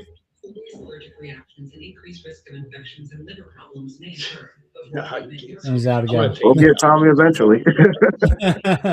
So, He Gary, is probably punching his computer right now. it keeps coming in and out. I don't know what's going on. It's probably very simple. He's just probably angry. So We'll try this one more. I will say one thing I do appreciate most of all when it comes to wrestling and everything, because I grew up as a martial artist. I have nunchucks and all types of weapons everywhere. I've been doing it since I was 4 years old. So seeing the acrobatics and just appreciating the mental and physical fortitude it takes in order for you to pull off even half of those stunts is absolutely impressive. So hats off to you again. I am That's just so another happy level of about this. appreciation. I appreciate it, man. I mean, I'm not gonna lie. My old man was a tough guy, man. He sent me to military. I went to Hargrave Military Academy in Chatham, Virginia. Okay. Wow. It's like one of the tops. Like you can't just go there and say I want to go. You have to be accepted, and it's like 5 meetings before you do get accepted. But you guys can look it up, man. It's like $58,000, man. But Wow. I was going there because I was going to be in special forces. This way, when I did get in the military, I go in as a lieutenant instead of being a fucking, Malcolm, all right. I gotta say, Mr. Wolf, I'm sitting here. I was in the back just listening, and I'm like, as you're talking, I'm like remembering your matches. Like I'm remembering your match with what was it? Damian Stone, was it? Who? Damian? That sounds familiar. I can't remember his name. It was definitely like early 90s. It was ECW for sure. But I'm a huge wrestling fan. I've been watching since like the golden era. And again, I got into it because of my grandfather. I'm Puerto Rican, so my grandfather used to watch the Carlos Colon, territory and stuff like that. So, Tag team champions, brother. Puerto Rico. Yeah. So I used to watch all that stuff, and wrestling actually in the beginning when I first broke into the comic book scene that I was doing conventions. Wrestling helped my career a lot as an artist. Ric Flair, I did like artwork for Ric Flair. They landed me in like the Daily News, the New York Post, BuzzFeed. Like it was all over the place because of Ric Flair, and I got to meet him. At a Comic-Con, and I didn't even know he was there. I was like setting up my booth, and like a handler comes at me, and he sees I just put up my banner. He goes, "Are you Son of a Saint?" I'm like, "Yeah, I'm Son of a Saint." He goes, "Yo, I gotta tell you, you're not gonna believe me, but Ric Flair said that if I saw you, to grab you and to bring you to him." And I was like, "Yeah, Ric That's Flair, awesome. like Nate? Are you? Come on! I thought he was ribbing me. I swear to God, I thought he was ribbing me. I was like, there's no way in hell that Ric Flair wants to know, like he knows even who I am, right? You bring me in Ric Flair, and this is like right after he got sick, that he got out the hospital, so he was a little kind of like out of it a little bit, but he saw me, and I was like, "This is Son of a Saint." He looked at me, and he was like, "Son of a Saint." He was like, "Yeah, the guy you wanted me to bring." He goes, "Oh, you're that artist, right? That did that piece of me?" And I was like, "Yeah." He goes, "You got prints of that?" And I'm like, "Yeah." He was like, "Well, bring it." I booked it to the table, got it, brought it to him. He signs one for me. He's like, "Can I keep this?" I'm like, "You can have the whole inventory. Like, you can have it all." So at that time, his ex-wife was with him, Wendy, and she was like, "Let me take a quick picture of you guys." I'm like, "Yeah, hell yeah, absolutely." I take a picture with him. Go back to my table. So now I'm going about my day. I'm like happy. I'm like, "Shit, man, I got to meet Ric Flair. That's awesome." My phone is exploding Like I'm talking about, I can't even get into my phone because of the notifications. What the fuck is going on? And I I look at it. He had posted it on his Instagram. Nice. Oh, And nice. guys, what in the hell is going on? And like I started doing more stuff for wrestling, and I got to do what's the name of it? Like my memory's shot, but Hog Wrestling. It's in New York. I think it's in Queens, maybe, or maybe even Brooklyn. Yeah. I heard of that before. Red's in there. Red Rooster. So I need to keep us moving along. You guys can reminisce at the event by all means. I will make sure that Saint I'll bring you right to Gary's table. I appreciate it, brother. I appreciate it. Nice meeting you. Oh yeah. Nice meeting you. But yeah, Gary, I mean, I do have another question from your experience. You're telling us the stories from the side of being the wrestler, from in the ring and the history, but where do you think what was some of the impact you had on children, you think? Like where did you really impact the kids who grew up today? Like what was it that sparked in you like this electricity and this vibrance? What did you see that you were doing? Well, I was always in martial arts. Like I said, my dad sent me to military school, so it was like as soon as I got there, it was like Israeli hand-to-hand combat right off the bat, and I was only 8 years old. But I'd like to give we would always go to like ECW. That's one thing we always did is go to the children's hospital on a weekly basis. Wow. At least twice a month we would show up there. I mean, you got to remember we had a lot of doctors we would see. So at that time, they would say, "Yo, we have somebody in the hospital. Can you go see him?" We had no problem doing that. You know what I mean? Yes, that's something I don't think people know about, like that stuff. No, people don't realize we try to be as humble as we possibly can. If you guys really want to know my backstory, I'm going to plug it if you allow me. I got my book out there called Pitbull Unleashed. You can check it out. It's on Amazon, Barnes and Noble, Walmart.com. Fantastic. Yeah, you got to check it out, man. It's a pretty good read, I think. I've been told. But like I said, it starts from there. Me just getting up on a Saturday morning, watching wrestling with my grandpa, man. Pretty much, and then thinking that I'm gonna, maybe I can do that. But then when you see how big they were, and then when I don't know, say at that point I was probably 10. So take 8 years after that, I'm in the dressing room and I'm looking. I couldn't wait to meet Rowdy Piper. You know what I'm saying? Yeah. Because he was so crazy and he was nuts. And when I did meet him, he was the quietest guy in the locker room. So at that time the Warrior, he made up for everybody's nuts there being crazy. So. And you got to remember, too, back then we got Tommy on, so that's a good thing.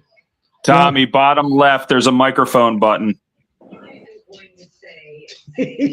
Now I see half his head. Come on, there you go. You look pissed. Awesome. Bottom left, there's a microphone button. Oh, there goes the camera.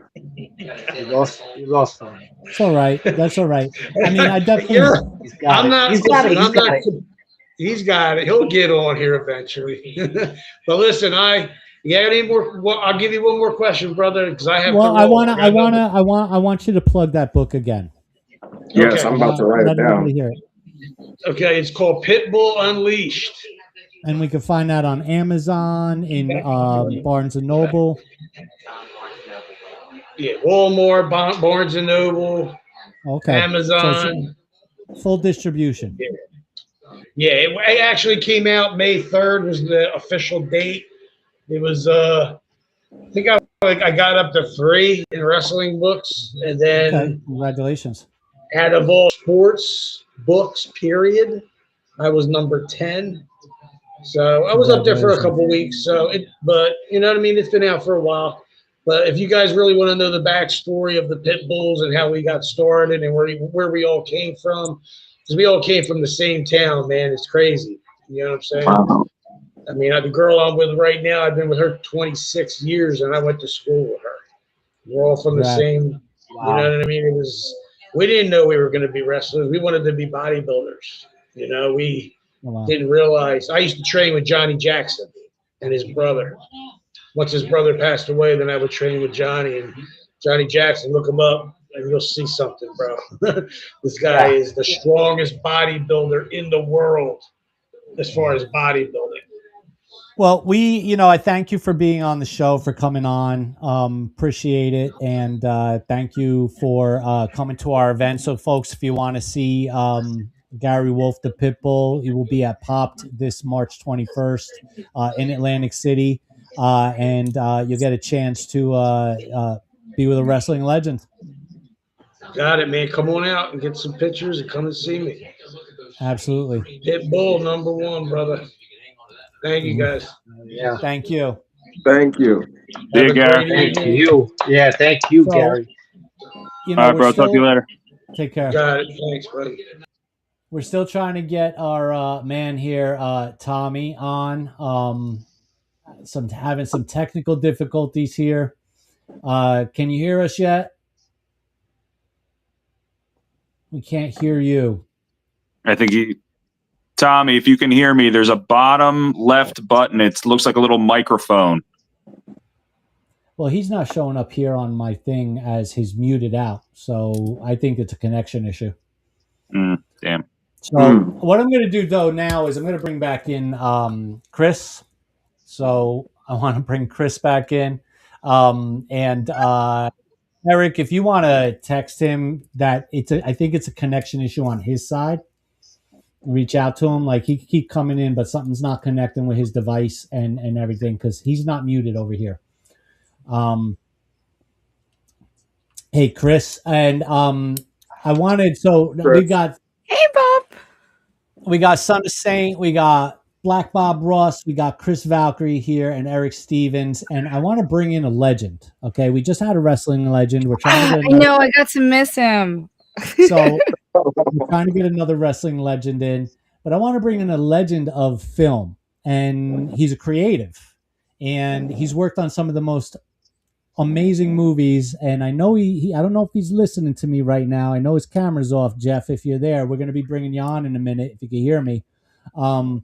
But Jeff Goodwin, he's a special effects artist. Recently has retired. He's now working the circuit. And bringing the history of film to us. Jeff, let me know when you're ready to go. Just pop your camera on, and I'll pop you in. I don't know how long I could drag this intro on for, though. But he has worked on films like Blue Velvet, Rambo 3, Teenage Mutant Ninja Turtles, the original one. And I'm going to bring him on. And we're gonna put him on the spot right now because he doesn't have his camera on. Oh yeah. And we'll just say, and then, but he's used to things. He's used to. I do have a question about Blue Velvet, though. Whenever he gets on here. Whenever he gets on, well, hey Jeff, can you hear us? Can you hear me? Yes, we can hear you. We just don't see you. Oh, really? Because I'm okay. Let's see. Let me try again here. Oh man! Speaking of Teenage Mutant Ninja Turtles, hold on. Bro, you don't understand right now. If he pops on one of those heads on, I'm gonna lose it. I'm just like here, just like sitting, like you don't understand. Like that was the movie, and then yes, it was. Let's go. He's a fellow NYU alumni as well. I went to NYU, and it was like I was like, I'm going to NYU. We're the director of the Ninja Turtles. That's awesome. I'm like banging. I don't bang. Tommy's still trying to get in here. Jeff's got some camera issues. Let's see if we get Tommy back in here. I don't know. We're gonna have to get some media team. Yeah, for sure. Some media. Right? So he might be sitting in a dead spot. Yeah, it could be a dead zone too. Could be. Oh, I'm so looking forward to Atlantic City. Like, yeah, bro. Like, oh my God, I'm actually paying homage to Jeff And So Jeff, we cannot hear you. You're not muted on my side. So I don't know he's if we got coming a in connection. broken. That's what Yeah, it sounds like. Yeah. But Nope, we just lost him. Hey, listen, I mean, It happens. it happens. It happens. We're going to see if we get him back in here. In the meantime, we'll keep talking while they're trying to figure. Can you hear us, Jeff? Yeah, I can hear Jeff. you. Is it working? Yeah, I hear you. Don't see you. We can hear you, but we can't see you. yeah. That's weird. Huh. Okay, because I'm All showing right. up on the screen on my end. Interesting. I see all you guys there. Let me check camera. Let's see.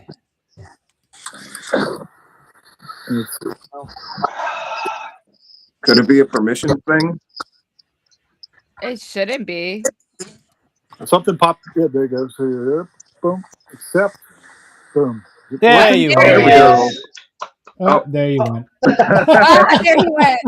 Shit. We should have never gotten That's all you invited. get. You know, I got to be honest with you. We're talking about modern era pop culture and all this stuff. I mean, let's be real here. It'd probably be so much easier if we had those giant Now I lost the CBS sound. cameras from 1945. No, we hear Right? you. We hear you. We hear you. Jeff, how are you? Oh, he can't hear us. Oh, we lost him again. We lost them. That's all right. Tommy's having sound and video problems. Jeff is having sound and video problems. That's okay. You know, we're not broadcast TV. We don't give a shit. That's the fun of it. But while I they're really trying wanted to ask him about Dennis Hopper. I heard that dude's batshit crazy. And, you know, I wanted to know if that's true. All right, we got you back in, I'm Jeff. We're gonna slutty. try Ooh, to. I'm slutty. Let's see, Tommy, can you hear us? Again, I don't know what the tech issues are. It could be maybe using the phone versus using the computer, but it shouldn't. Not in today's technology. Got no Yeah, sound. I'm using my phone currently. I did notice that I had to click the three dots in the corner and do open up in Chrome because for whatever reason it was like lagging on my phone. Yeah, But there's now some it's issues. on my I phone, don't, but it's in Chrome. I mean, listen, it's not what do you call it? I'm using Restream. Plug for Restream. Hello. Send me free stuff. Hey, Jeff. Get those plugs in. Yep. All right. So I don't want to belabor this. We're not moving this along while everybody's trying to figure it out. So Jeff is, we can't get Jeff on. We can't get Tommy on. And Eric, if you wanted to let Tommy know to just call it a day on trying to log in. There's definitely a tech issue. Okay. But we'll get her back around to him. We'll figure it out. And we'll have another session where we bring him on. Maybe we'll do a wrestling session, just a wrestling jam session. All right? Absolutely. So, but you don't go anywhere, Steve. Eric, I wanted to, you're in the business of pop culture. You run a company called Comics and Killers Collectibles, and you are immersed in the toys of our childhood. I am. I'm a huge nerd. I've been collecting for like, sorry, my baby's losing her shit right now. I've been collecting. We're all parents here except for Bob. I'm sorry? We're all parents here except for Bob. We understand. Yeah, she's not happy because her show's not on and she's yelling at me. But, I've been collecting for 30 plus years. Comics, toys, oddities. I pretty much have 65,000 plus comic books, 16,000 movies. I mean, my collection I have everything from like Pokemon cards all the way up to life-size Creature from the Black Lagoon, all kinds of shit. Signed pops. You guys talking about Ninja Turtles. I got all of them signed. Crazy shit. I've been collecting. What's the quintessential childhood memory toy for you? Ooh, that's honestly anything 89 Batman related and anything Ninja Turtles related. My favorite figure was the Universal Monsters Michelangelo, and the Batman Returns Batmobile with the yellow wheels, where you could press the button and it split into the Bat missile, because that fucking scene is awesome. Yes. Amazing. Yep. That's a good one. Yeah. So Wow. Jeff, we got you back in, but we don't see you. So if there's a technical issue, Jeff, I would just say, we'll circle back around on another one. If you want to, I don't know if you're on your phone or your laptop, but because I definitely want to talk. What was your guys' go-to toys? Just curious. Yeah, no, and I want to answer that. I said 89 Batman, and dude down on my bottom left was like losing his shit. Yeah, because I'm a huge 89 Batman. Because I had those toys where the Batman belt would come out and be a string that would project, I could project them, and the Batmobile. Yes, sir. It's those toys. Now I got a question for you, Eric. So what was the toy or collectible that started for you, that made you want to collect all these things, that gave you just nostalgia? What was it that really started it for you? You said, I want to be a collector. Honestly, going back to my boys, the heroes on the half shell, the brothers, Splinter, Shredder, Technodrome, Krang, and Splinter. Wow. Oh, and the van. I had the vans. Oh, and the Ghostbusters house too. That was really awesome. The app that was fantastic. Yeah. So what about you, Chris? What was your go-to toy? The one that started your thing. That was the one that became probably the most banged up toy that you ever had, right? Yeah. It would have to be Polly Pocket. I think that was the only girly thing about me, the Polly Pocket. Other than torturing my brother for fucking up his G.I. Joes every time he fucked with me. But Polly Pockets, let's go. Polly Pocket was I think I still have some of this stuff, some of my Pollys. But yeah, it was my go-to. That was the only girly toy about me. I had the Barbies, but I wasn't really a Barbie girl. Yeah, so I would say Polly Pocket. Did you collect Mighty Max too? No. That was the guy's version of Polly Pockets. No, it was just Polly Pocket. And then I think the other one was remember that Angel, remember when I got the fly dancer and I hit, who was it I hit in the face? I know what that was. That was, you spun that, right? Or something? I hit someone in the face in the precinct. Who was yeah. Didn't that get banned or something? It wasn't banned when I was a kid. Because Chris hit a lieutenant in the face with it one time. Jeff. Oh, I was evil. Jeff, you can hear us? I can hear you guys now. Can you hear me? Yes, we can. Loud and clear. Welcome. Jeff. All right. Well, just in time. I actually got to jump off in a couple minutes, guys. I got to take these rapscallions to bed. So, all right. Well, as parents, you all know how it goes. Thank you so much for having me, guys. I greatly appreciate it. And let Tommy know the tech issue is going to keep him out of just because he keeps trying to log in. Well, next time. So I'll call him now. Next time, what I'll do is I'll have him here with me, so that way he doesn't put a hole through whatever computer he's around. So yeah, we'll do a wrestling jam session. So email me on that one. Yeah, absolutely, no problem. Thanks, guys. Nice meeting Thank you. you. Eric. It was an absolute pleasure. I'll see you guys in March. See you in March. All right, bye. All right. So, Jeff, we finally got you in. Yes. And it's awesome to have you. Good to be here. Thank you. And thanks for jumping in here. And Don is back. So, Don, throw your camera on, throw your mic on. We're going to bring you on with the quintessential effects superhero of the 20th century, Mr. Jeff Goodwin. 21st century now. My God.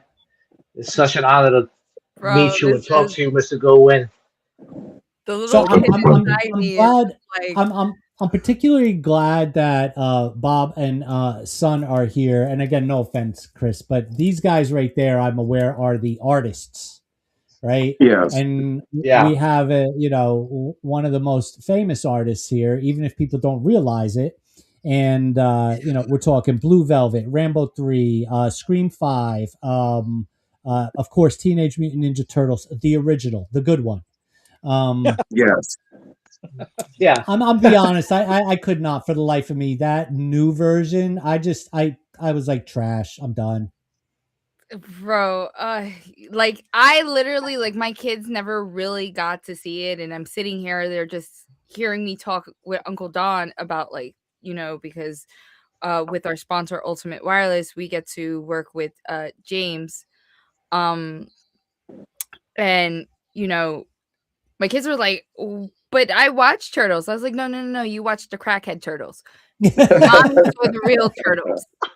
Mommy saw the real Turtles. So like New Year's Day, we just like I sat them there and made them watch this turtle. So I was like, good.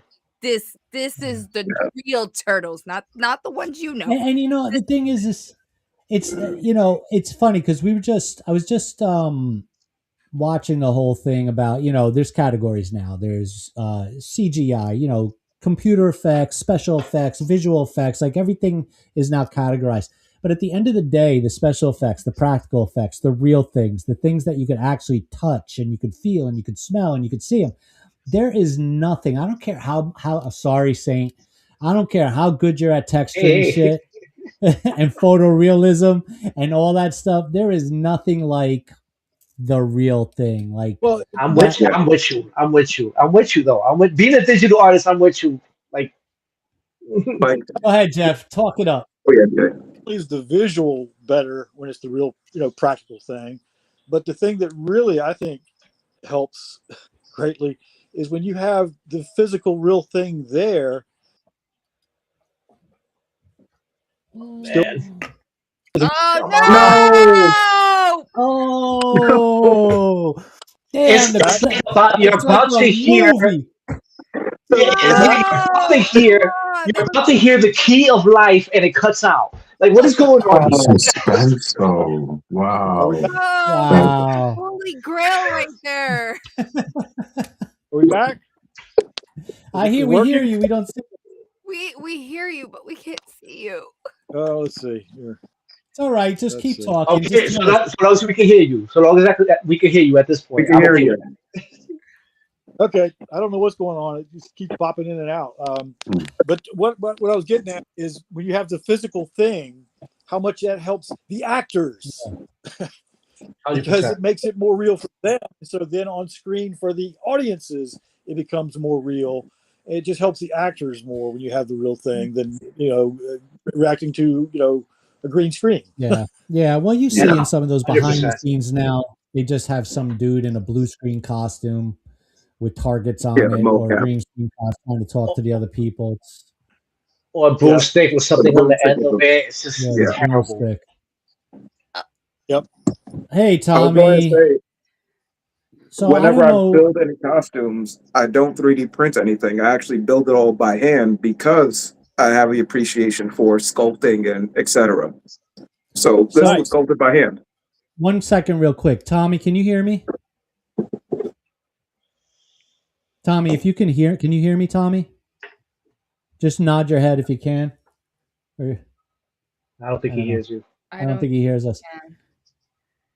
Has he got his volume up? I don't know. He's just saying. Yep. Oh man! Just so you guys know, the volume went out on me. I couldn't hear you guys at all. Yeah.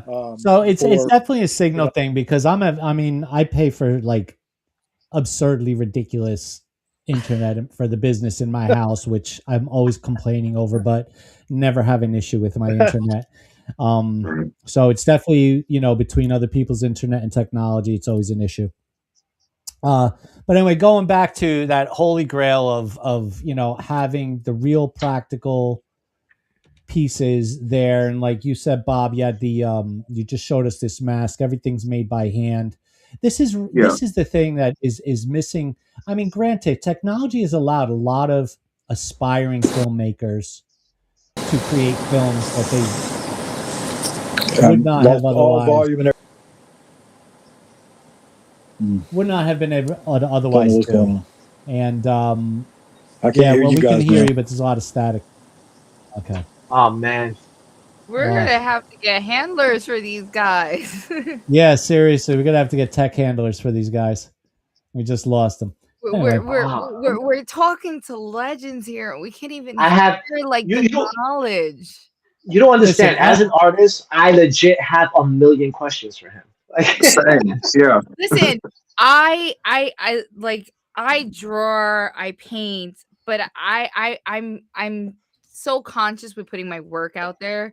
Like Yeah. I can't do it. So like artists like these, like that's why like, you know, meeting the Bob and you know my god brother, I like support them on everything. He'll like hit me up, what do you think of this, and I'll give him my input. But it's art is so important, especially like when it comes back to like sculpting and putting these pieces together and not doing, once again, no offense to you, Saint, I love you to death, I'll burn down the whole city for this man, but like putting paint to palette or sculpting something and making it's like embracing and bringing life into something. And you know, I was, my first degree is actually in film and editing and stuff like that, and going back and seeing, I honestly prefer when they put those costumes on the actors. And like it's like a whole different feel, and it's just like, oh my god. And now it's like, okay, just put on the suit and run around. Yeah. so I just gotta say though, because I gotta defend myself a little bit You here. I got get it. your back. I'm the digital guy here, but let me tell you something. When it comes to movies, when it comes to effects, I love the practical stuff. You know, Yeah, no, the like what I practice. do, what I love to do, and what I enjoy doing is creating like the posters for the movies to come see these movies that are made with practical effects. That's stuff I love to do. You know what I mean? To enhance that. But I don't. I'm with I'm with Eric in the sense of I don't like overly CGI, overly whatever it is that they're using now for movies. It takes the soul out of it. It does. It takes the soul out of it. I don't like it. You know, stuff like what Jeff does. Like you need to have those kind of things. You know, it's not just for visual, but it helps, like he said, the actors get into full character to feel like they're immersed in that world. And it makes more sense. It just makes more You know, the sense. turtles wouldn't have been the turtles without him. Like, you know, Jack Nicholson's Joker wouldn't have been Jack if he didn't have that. You know, No, I mean, Heath Ledger wouldn't have been able to embrace his Joker without these things. And you know, it comes down to this. Now we see films, and you know, I think Saint said it best. They seem semi-lifeless because it's just a repertoire of over and over CGI and blue screen and green screen. Listen, I'm all for it, but it doesn't sit the same. Like seeing the original Avatar versus the new one, it's like it Well, doesn't feel the same. and I mean, Jeff, I don't know if you can hear us. We can't hear you or see you, but you know, we're gonna have to redo this. Like Chris said, we're gonna have to get you guys some handlers and get your tech up to date. Whatever we got to do here.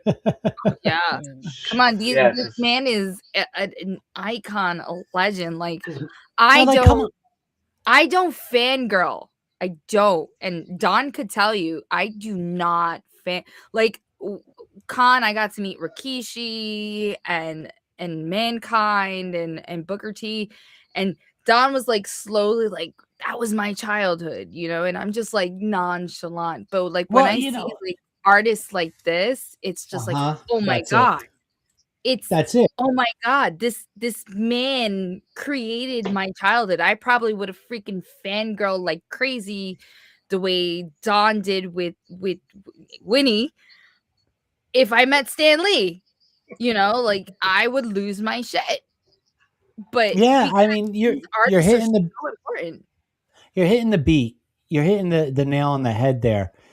Yes, the actors, the people who portray that's what they do. But you know, there's really no world for them without that crew in the background, without the special effects artist, the hair stylist, the makeup artist, the set dresser, all that stuff. And I mean, I don't want to dash like a listeners or watchers, dreams, But you know what? I mean, I'm going to be real here, and I'm about to get slapped in the face by every Swiftie on the planet. Taylor Swift is going to suck without her sound people. Her stage shows are going to suck without the stage designers. You know what I mean? Her clothes are going to be trash if she didn't like. Taylor Swift might be a singer, but without all the rest of that, without those background people, without all that tech, without all that genius of creative genius, she's just another all-American looking girl who's pretty kind of tall. You know, I mean, it is what it is, because honestly, I've heard better singers. Let's be real here. So, it's just, and the same goes for acting, right? Okay, Jeff, we see if we get you back here, right? So let's try again. It's Jeff. There we go. Hey, we hear you. So we were just geeking out because, we were talking about how you guys and, you could have an actor, you could have a singer, but it's all that stuff that's happening in the background, practical effects, hair, makeup, lighting, this, that, the other thing. You know what I mean? So there was a very interesting when all these a few years back when all the strikes were happening with the SAG writers and DGA all on strike at the same time, and it just crippled all of us. My sweet woman was pointed out there was a great political cartoon that showed the actors standing up, and beneath them, like two actors standing up, and beneath them there were hundreds of people holding them up as far as the crew. Accurate. It's the truth. Completely accurate. Yes, exactly. It's the truth. Yeah. So I mean, that's the way it is. And Well, people don't see it. So I'm going to dial back towards pop culture. I'm not going to jump on TMNT right now just yet, but I think something is a fantastic movie, Blue Velvet. You were part of that, right? Yeah, and there's David right there. Yep. Oh man. And it was a year ago yesterday that we lost him. Yep. So I don't think people understand. Like, they watch a movie like that, and remember, when we talk about practical effects, most people think prosthetics, explosions, blood, guns, boom, bang, ba ba ba. But there's a whole world out there that has still got practical effects in it. They're subtle things like slap in the face that can lead to a little bloody nose and things like that. So tell us a little bit about your career. Well, I mean, the thing about the makeup and the effects, what got me into it is I always loved movies since I was a kid. I knew what I wanted to do since I was probably like 6 years old. Oh my God! Jesus! You're here. Yep. Oh, there. With my feelings.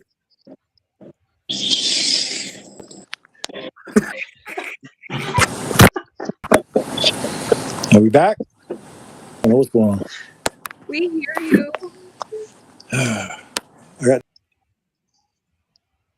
This is brutal. This is so brutal, man.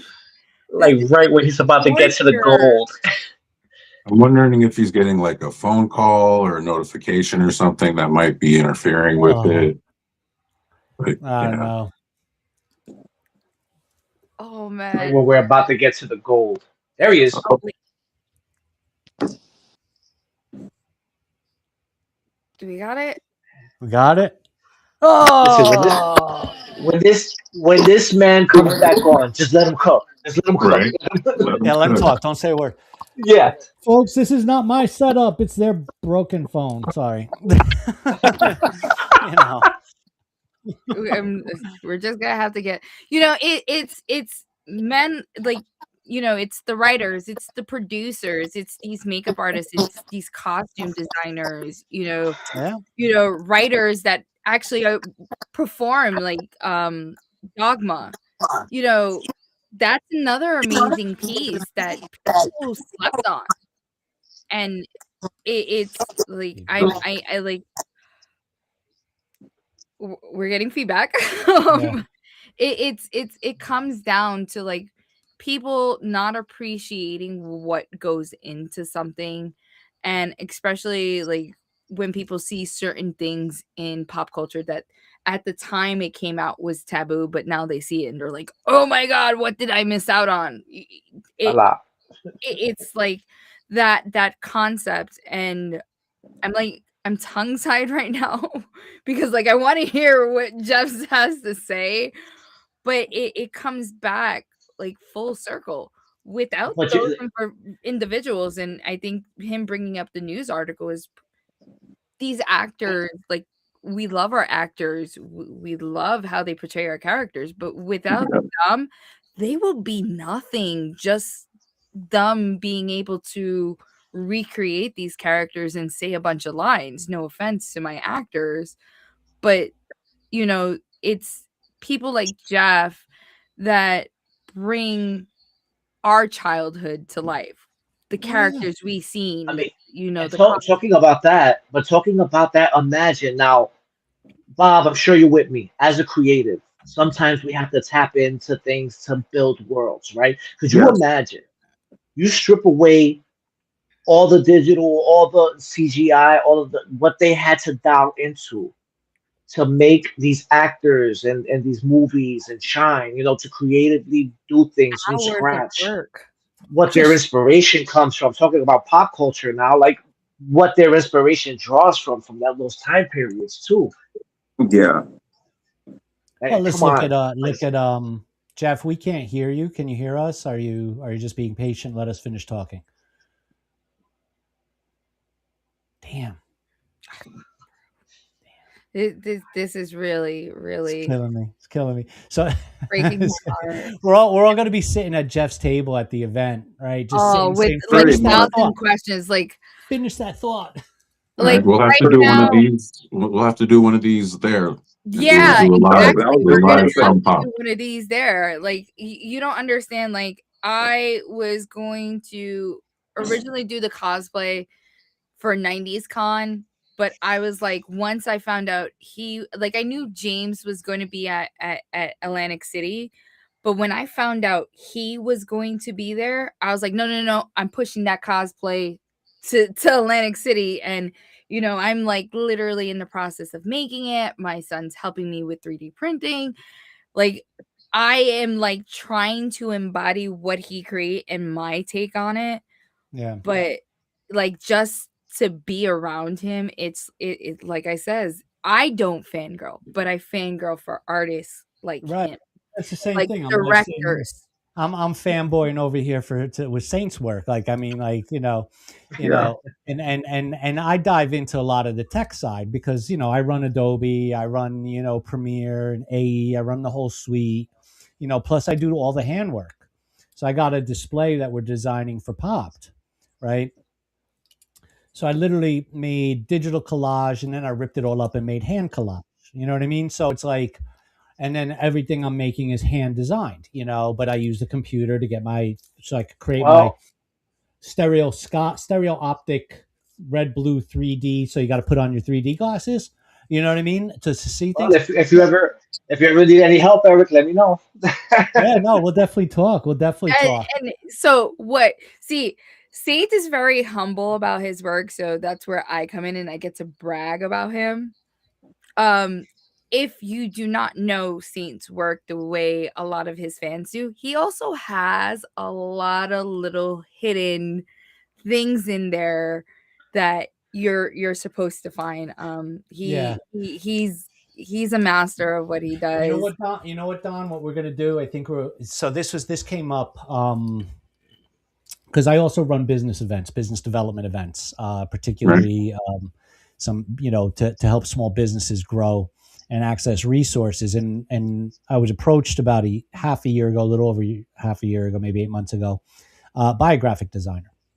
And they said, you should have an event that helps the graphic design community and the artist community find resources. And I'm like, absolutely. But the problem is, being on that side of the business development side and seeing how the business community actually does or does not show up to events. And I realize I'd be throwing good money after bad, but I've been toying around with this idea of having a fan event, but then in that fan event, actually having a whole segment for our artist vendors to be Mhm. able to go to classes, business classes during the event, before the event, after. So I think that would be Okay. something I would love to see us pull together, Okay. is a artist fan event that literally is a live sort of every, because I have the space, is a live, 10 by 10 booths. Every artist gets a gallery, special effects artists, digital artists, painters, comic book artists, to display their work. And maybe the day before, instead of me doing a big party, I have a big, just bring all my resource partners to the table for those artists that morning, that Oh, night wow. before, or something like that. I think that So would we be a should talk great about idea. that, because I think that Yeah. it would be an honor to a lot of people, I think, too, to have, if we could bring not just the business resources, but speakers like Jeff or like Saint himself to speak to other artists, and not that typical. Because here's the one thing, I hate that typical shit. Guy comes in, he's like, "Hey, yeah, I'm world famous, blah blah blah. Here, buy my book if you want to know my secret." Hate that shit. Right. I don't allow it I in think any that's of the my Yeah. biggest thing. classrooms. Not at all. I hate that shit, but I see it. Right. So I would love to put together something where we are definitively fusing the business education with the fan base community and creating like a massive gallery event. Okay. Where we Yeah. have 60 vendor booths, 60 display centers for 60 artists to fill a room, and let people come and see the work.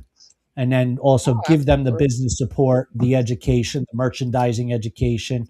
Give it to them. Right. I Yeah. think we should put No, I that think that would together. be amazing. I Yeah, think that that'd would, be that would be really an cool. honor to help put that together, because we're all about trying to help inform our community and share resources. The one thing that we really frown upon is gatekeeping. Oh, I Uh, hate cake. there's already been so many gates put in front of us. Why are we doing that with our own people? So if we have the resources and we can share, and a lot of this stuff is actually pretty easy once you learn how to do it. But you have Yeah. to learn how to do it. If you don't know what button, what do you mean 3 buttons? Like the 3 dots? Like obviously for us who know it, but people who don't utilize this stuff all the time. For some people, might be their first time doing this, but they have a career of doing amazing things, and that's like kind of like unfortunate, because tech has done that, and it constantly Yeah, tech changes. has stripped so much out of us. Right. Oh, But I mean, absolutely. to Jeff and that touch, that feel, that analog, right? Right. Which is so important. And Jeff, you've seen it yourself. You've been in the community. You know, I would argue in some cases that the creativity is so leached out of people because of technology in a lot of ways. Is the mic Uh, working now? Can you Yeah, hear I me? can hear it. Yeah. Oh, Yeah. yeah. I mean, the whole, like, you guys have, unfortunately, with the technical glitches, I've been in and out. But some of the stuff you were picking up on, as far as how kind of the digital side and the CG stuff is kind of soulless. I agree with that. But I mean, with art, just to back up a little bit, you guys were talking about art. To me, there is no right or wrong with art, and that's one of the beautiful things about it. So it's all a matter of personal taste or preference, or art. There is no right or wrong. So you just need to have fun with it and play with it and do it. Well, I mean, again, there's I love something. this Look, man. I love how you can world build, in a film. I think it's great. Technology has taken it so far, but man, there is something to be said for those matte paintings, those matte painters. Oh, mass Yeah. were fantastic. Albert Whitlock, great matte painter for glass paint, beautiful work. I mean, Emilio Ruiz, hanging miniatures and forced perspective miniatures and stuff like that. That's a long art that was so much better than the stuff they're doing today. It was Well, they Ray do Harry, force Ray Ray Harry, Harryhausen. the stuff that man worked by himself. He didn't have a crew. He did it all with those hands by himself. I would much rather watch one of his films than any of the Avatar or any of the CG crap today.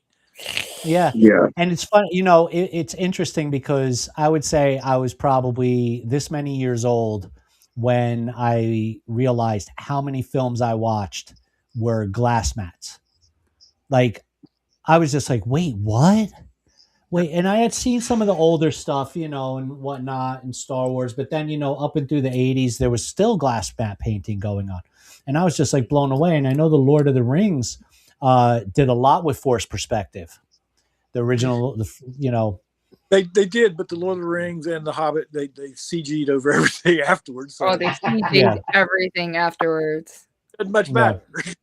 Yeah. I think like when they go from doing what created film to be what it is, and you know, like I said, my first degree is in broadcasting and technology and stuff like that. And you know, you have to do a historical background to build up to what we've become. And you see what these map designers and these set directors and makeup artists and special effects artists go through to create this whole other world in a soundstage. Yeah. And you actually think it's a world. It's like, holy shit. And now you do, I call it the lazy way now. Like CGI is lazy. Well, here's a fun one for you. This made us all laugh when it was happening. I did a short-lived. I say short-lived. We didn't actually get to finish even the first season. People aren't even aware of this one. We did Swamp Thing for DC. Oh yeah, Swamp Thing. TV series. It just was I happening. remember that. 5 years ago, I guess it was now. Something like that, yeah. Yeah, we were supposed to do 13 episodes in the first. We pitched it 6 seasons. But we were on episode 10 out of 13 when the producers came on set one evening and said, "Yeah, guys, we're going to finish this episode and we're shutting it down." We didn't get to finish the first season, but backing that show, that swamp, and all those sets was built on a soundstage. It was incredible. Wow. Walking on the stage was incredible. The soundstage was so big and the swamp was so big. We had 8 at one point. We had 8 real boats on set, on stage. That's working. massive. Wow. Yeah, because it was tons of swamp scenes there. It cost so much money to build that set, and the producers, one of them was a really old, good friend of mine. We've done many films together in the years, and he came to the set and he goes, "You're going to love this, Jeff." He goes, "I just got off the phone from the executives who were bitching me out saying, when are we going to see dailies from this set? It costs so much money." And Darren said, "You've been watching dailies." I said, "Yeah, but it always sees the swamp stuff." He goes, "That's the set." Wow, that's a damn amazing. TV show. Wow. That it was a set. I mean, it was beautiful. I mean, that kind of stuff is so magical, and that's the part I used to love too, especially doing a period piece. I've done a lot of, like Last of the Mohicans, War and Peace, Ang Lee's Ride with the Devil, which is a beautiful movie. When you do a period piece, you're, like you said, creating a world then, and for the actors to play. And if that world's not real, again, that affects the actors, So that's something I really used to enjoy was, like you said, creating that world for the actors to play in. Well, I think the thing too is, changing over ultimately from film to digital also has an impact because your financial burden has changed because, today an actor can say, I need to do 17 different takes with this puppet on a stick. You know what I mean? Let me interject this. I just retired. Okay. I did this for 5 decades, and digital has, I like to say, because I used to teach a lot and I still like to teach, but I like to tell the younger people digital filmmaking has eroded the discipline of filmmaking. Yeah. Lazy way.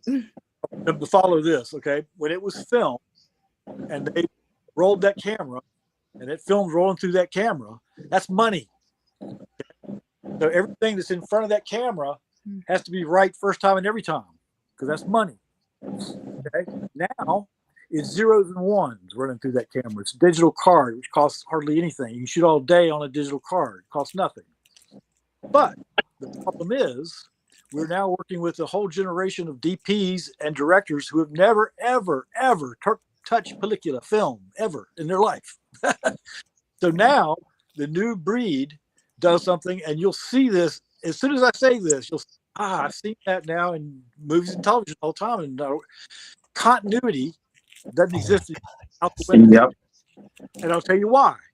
This new breed of directors will roll. Let's say we're doing a dinner scene. We're all right here. We're doing a dinner scene. Okay. Director will roll the camera, and then they won't cut. They'll do the take after take after take without cutting. The crew can't do their job. We can't come in and touch up. You can't reset the props. You can't reset the background. The ADs you do background crosses, so nothing matches anymore. That you push the button on the camera and you hope for the best in the editing room. It won't cut together. It doesn't. You watch background now, and they will disappear out of shots now because you can't cut it together. It doesn't match. It's not filmmaking. There's no magic. There's no soul. Yeah. And it also affects the storytelling, right? Because it's like you're immersed in this world, and then something kind of interrupts your immersion into that world because it doesn't match. It's not. So it kind of messes. Oh man! You see this right here? Our industry has changed so drastically. It used to be, and we're talking about Lynch, okay, just a while ago. Okay, Lynch handpicked every single department head on his crew. Okay, I might not meet the director now until the first day of shooting. So you see this here? I mean, see this poster behind me? This poster behind me, that's our teaser poster for the film that we're putting in. We just currently signed Steve Barton as our producer. I'm executive producing that. Tina Kraus wrote that. So, little plug, that's coming up. We're working on that. We're in pre-production now. But here's the thing. I'm sitting here doing the budget. And then Tina and I are going down the budget. And, there's things on that. You know these budgets. If you've ever seen a film budget, there's a lot of little shit on there. You could be like, yeah, I don't need this because I'm not a studio. You know what I mean? But as I'm going down the list, I looked at Tina and I'm sitting there and I'm like, continuity director. We are having a fucking continuity director. We're having somebody to follow continuity. I don't care that we're shooting on digital. We have, you can't, because most of the shit now is really not good. Like that's out there. It's really bad. And continuity impacts pacing, right? Pacing is huge. Right. If you have a film that is a slow burn because it's supposed to be a slow burn, that's fine. But if your film is supposed to be paced a certain way, it's a slow burn because you have shitty continuity and plot holes. No, exactly. And that's what the script supervisor not only is doing the continuity, the script supervisor is taking care of the pacing and making sure the timing and everything. Yeah. That's got to have a script supervisor. You got to. Without that continuity, it makes it difficult for the editors, especially like when sets are not being reset and they're cutting and doing the frames and, going in from that super extreme close up to the half close up and breaking these things down. Nothing is matching up. So when you're doing those cuts and the background is disturbed or something's off with makeup, everyone's going to be like, literally, what the fuck? Like, when I see things like, because I've done it, I see when editors are not editing things smoothly because there is no more continuity. There's no resetting a frame. There's no touch-ups and I'm catching it and I'm like, what the fuck? Not everything could be a jump now cut. I can't. I like sometimes I just people are like, oh, did you see this? And I'm like, those editors must have the highest blood pressure ever. Yeah. Catch your heart attack. How am I going to make this work? Well, it's funny because, we did some test footage for the film and, it was just test footage. We weren't trying to make a movie, right? We were just shooting scenes, a few scenes, playing around with it, trying to figure out what we want to do. So now I'm sitting here cutting all this test footage to create sort of this timeline, right? And I'm just sitting there and I'm like, wow, I wish we had a continuity director for the test footage because I know we were just doing test footage, but this editing really fucking sucks. And I'm calling Tina and I'm like, I hate you.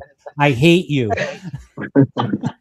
it happens, but I have a question, for Jeff. Like I said, I don't fangirl, but I fangirl for artists and creators like Jeff. If you put Tim Burton in front of me, I'm gonna fangirl. If you put Guillermo del Toro, all these people that created certain things in a certain way. My question is, when you were creating the turtles, what was your muse? Like, how did you come about making these original turtles that we all love, and like that it's to the point we can't accept what they've changed? Well, I mean, let's back up. I didn't create the turtles. No, I'm talking about when you were doing all the makeup and everything in the special. Well, yeah, but I just want to give credit to where credit's due. I didn't make the suits. Jim Henson, who's probably one of the only true geniuses I ever worked with, Absolutely made the suits. And poor Jim was, oh man, this kills me. Jim died basically a week after we finished the film from walking pneumonia. Oh, wow. Yeah. But what I did was help bring those suits to life. We painted the suits, and Steve Barron, the director, who I love, that's why the first film, you guys like the first film, as you know, is darker and grittier and more real than any of the other films done after that. Yeah. And that's all Steve, the director. Steve wanted it to be, grounded in reality, and I think that makes it work. I mean, Judith Hoag and I did a thing together a few years ago where we did a screening of the film at one of the locations and did a Q&A with everybody. And I gave credit to Judith that night, and it's true. I mean, her performance, because she makes those turtles come alive, and just with her performance as well, because they're real to her on screen, So getting back to what Steve was doing as far as the look of it, we painted the turtles and keeping them more grounded instead of the whole comic book look that they later had in the other films. And so if you noticed in the very first film, and the NECA of Toys has it, and I'm so glad of that now, Raphael has a little scar on his cheek because Steve Barron thought it was funny that I had done Rambo. So he actually had me add a real Rambo scar. I thought it was there because I swear to God, since I was a kid and seen this movie, I thought Raphael only had that scar, and now I just found something out because he was hurt as a baby turtle or something, and now I'm finding out it's because it was paying homage to you doing Rambo.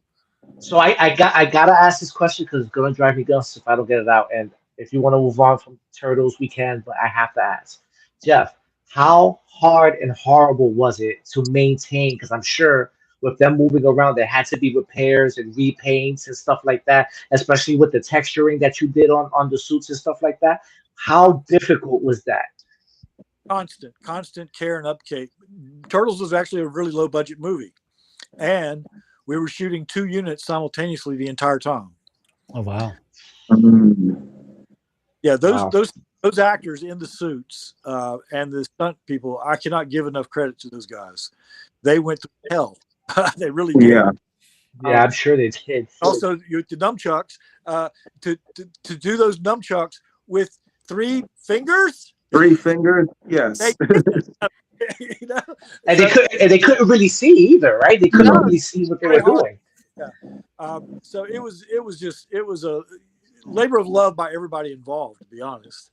The painting of the suits was, and the upkeep, like you said, was so when Steve Barron also wanted the turtles to be bruised in the fighting. Don't do it in any other movies, but we did in the first film. Well, I thought the day that Steve said that, though, in one of the early pre-production meetings with Jim Henson, I thought Jim Henson's head was going to explode because that meant repainting the suits every damn time, And so Jim had freaked out, and I said, "Wait a second." I said, "Let me think about this." And so I got back to him the next day, and I said, I did some tests, and I said, I'm going to do the bruising with watercolors, so that way we can just wash right off. Yeah, that's smart. Affect the suits, and so Jim loved me after that. Because I saved repaint the suit every damn time. I bet. So listen, this is what I'm gonna do. I'm gonna Jeff, I'm gonna give you this camera. Right, 8mm, make you make a movie on it. It's a little wind up 8mm. We'll get some 8mm film and we'll go real old school. But that will be the best because It there'll will be be the life best. and soul Yeah, into the it will film. be the best. But Well, you know, let me ask you a question because you've been around the film era. well, wait a second. The flashback stuff in Turtles, where you see him, the Shredder getting his scars and stuff. We actually shot that great. You shot that what? We shot that Super 8. We shot all the old flashbacks on Super 8 to give it that look. No shit. No way. The funniest Oh my God. picture of it. I still got it. I laughed my ass off when I walked on the stage, and there's a Super 8 camera mounted on a God, That's amazing. and camera set up in a dolly on it with a Super 8 camera on it. I'm like, what the heck? It was hilarious, but it looks great. It does look great. amazing. Well, I mean, again, not to like try to plug my own stuff, but I'm gonna plug my own stuff. So this film that we're working on, at the end of the film, we have a sequence that's going to be in it because we already have the follow-up film set up, where we're shooting that end sequence on Super 8. Because it's kind of like there's going to be like a home. The idea is to make it look like a home movie. So instead of making it look like a home movie in post, we're going to just do it straight up. Exactly. Yeah, it's better. Yeah. Yeah. So I wanted to ask you a question because we're talking about Turtles a lot, but you were on Rambo 3. Yeah. Right. So listen, the Rambo franchise is pretty much as big as the Turtles franchise, and we know Sylvester Stallone is a franchise all his own. So what was it like to work in that? Because I mean, was that backlot? Was that location shoot? That was all location. In fact, that we started shooting Rambo. I did Rambo 3. We started shooting Rambo 3 in 1987. We finished in 1988. I went completely around the world picture. We shot in Thailand, Israel, Egypt, California, Arizona. Wow. And people aren't. Hollywood Reporter did a whole expose right at the end of us shooting that film because it was quite notorious at the time. Because people don't realize this nowadays, but Rambo 3, believe it or not, for the time period, was the most expensive movie made in history. Really? Really? No film prior to that had cost over $40 million to make. Rambo 3 came in $63 million to make. 63 million. Wow. But to me, you see it on the screen because we did crazy stuff in that film, and it's on the screen. Yeah. Yeah. That's before CG. None of that. Yeah. Everything Yeah. we had to do. And I don't know if you really know the film that well, but that whole sequence in the film My dad's a big fan of Rambo. Who's Sylvester Stallone, period. Does the whole operation on himself, removing the wooden splinter. Yeah. I wrote that scene. I do that a lot. I wrote it because Stallone would rewrite the script every day. I'm not joking about this, okay? We would go in and he would rewrite every day. So we never knew going into it what we were going to do that day, basically. But the problem was he wanted something that was going to outdo the first film where he had sewed up his own arm, which was a nice little effect, but I mean, it's simple. And so I came up with this whole idea for this scene, and I pitched it to Stallone, and Stallone loved it and said, let's do it. Producers got wind of it and says, no. Because like I said, that was before CG. So everything we was going to do would be practical. And they said, you're Ernest Stallone, you can't do it. He's worth too much money. You can't, blah, blah, blah. And I said, okay, let me test it. I tested it on myself. I always do that. I tested it on myself first to make sure it's safe, but also so that I can tell the actor exactly what they're going to experience because I experienced it. Yeah. So we did it and tested it, worked fine. And Stallone was all on board for it. And we did that whole sequence in multiple cameras in one take. Wow. One take. Wow. That was the scene with the gunpowder, right? Yeah. Yeah. How the heck did you pull that off without hurting the actor? You know what? He said he tested himself first. I know. I mean, in the sense of how they. 1 minute. Oh yes. Yes. Show and tell. Because think about it, you're dealing with gunpowder, you're putting it on an actor, like it has to ignite, right? So there has to be like a layer of protection between the effect and the actor. Oh, I can't wait for this. Oh my god. Oh my goodness. I keep everything. Oh my god. God.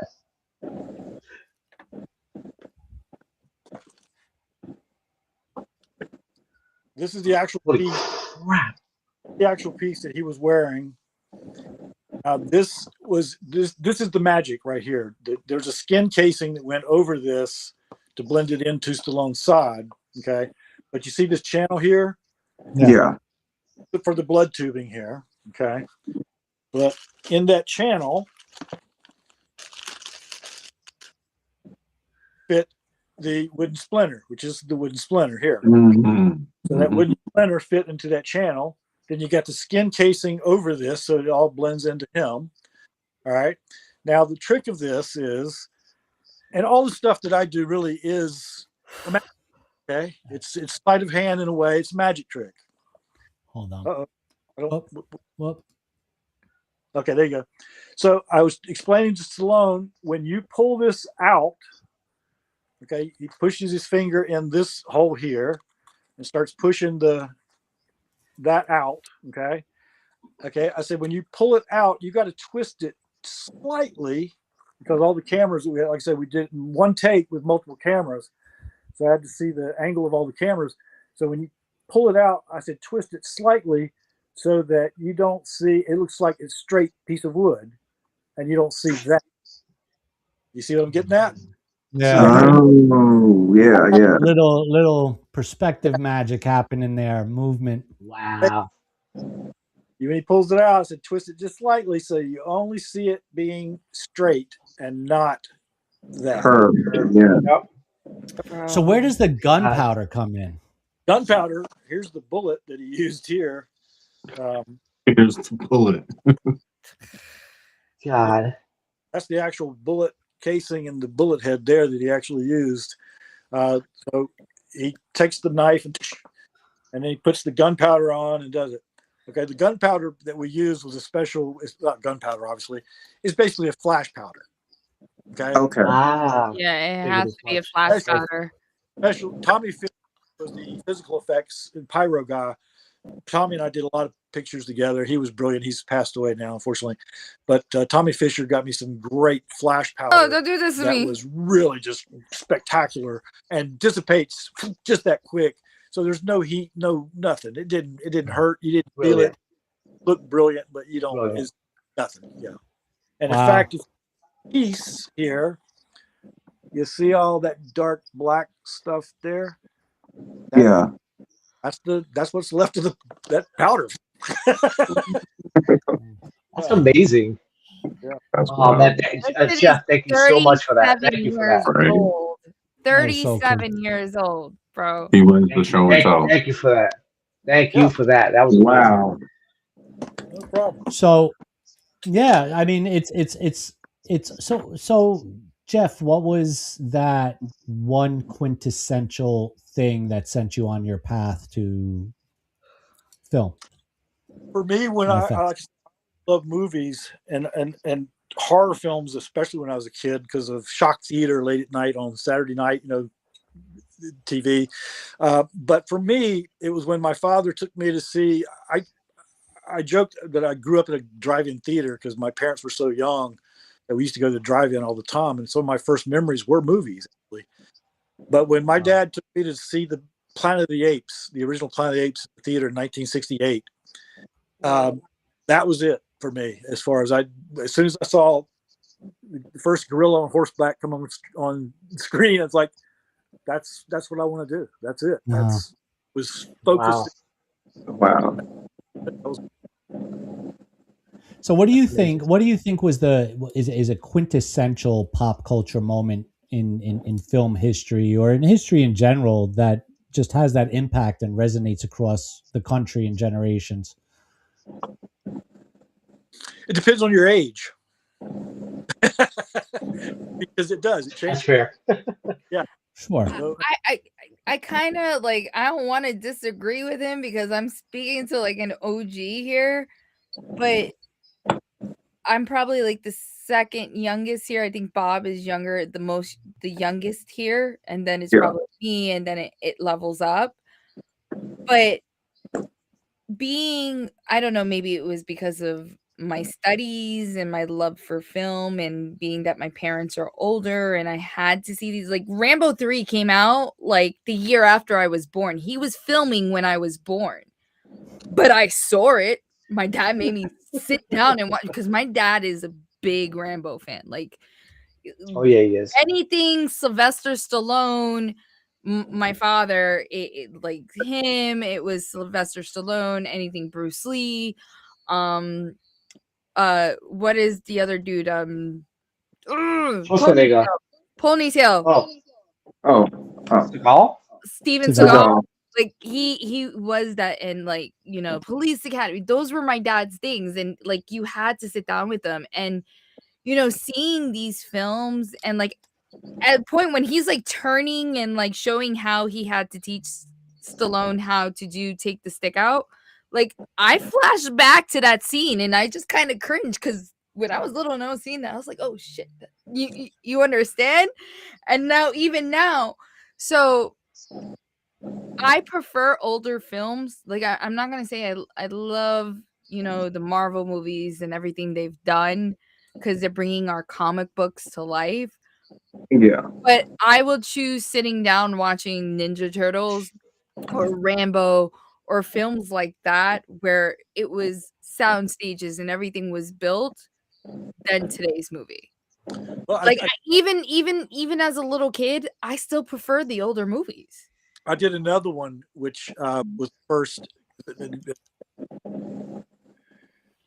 I did the original Super Mario Brothers.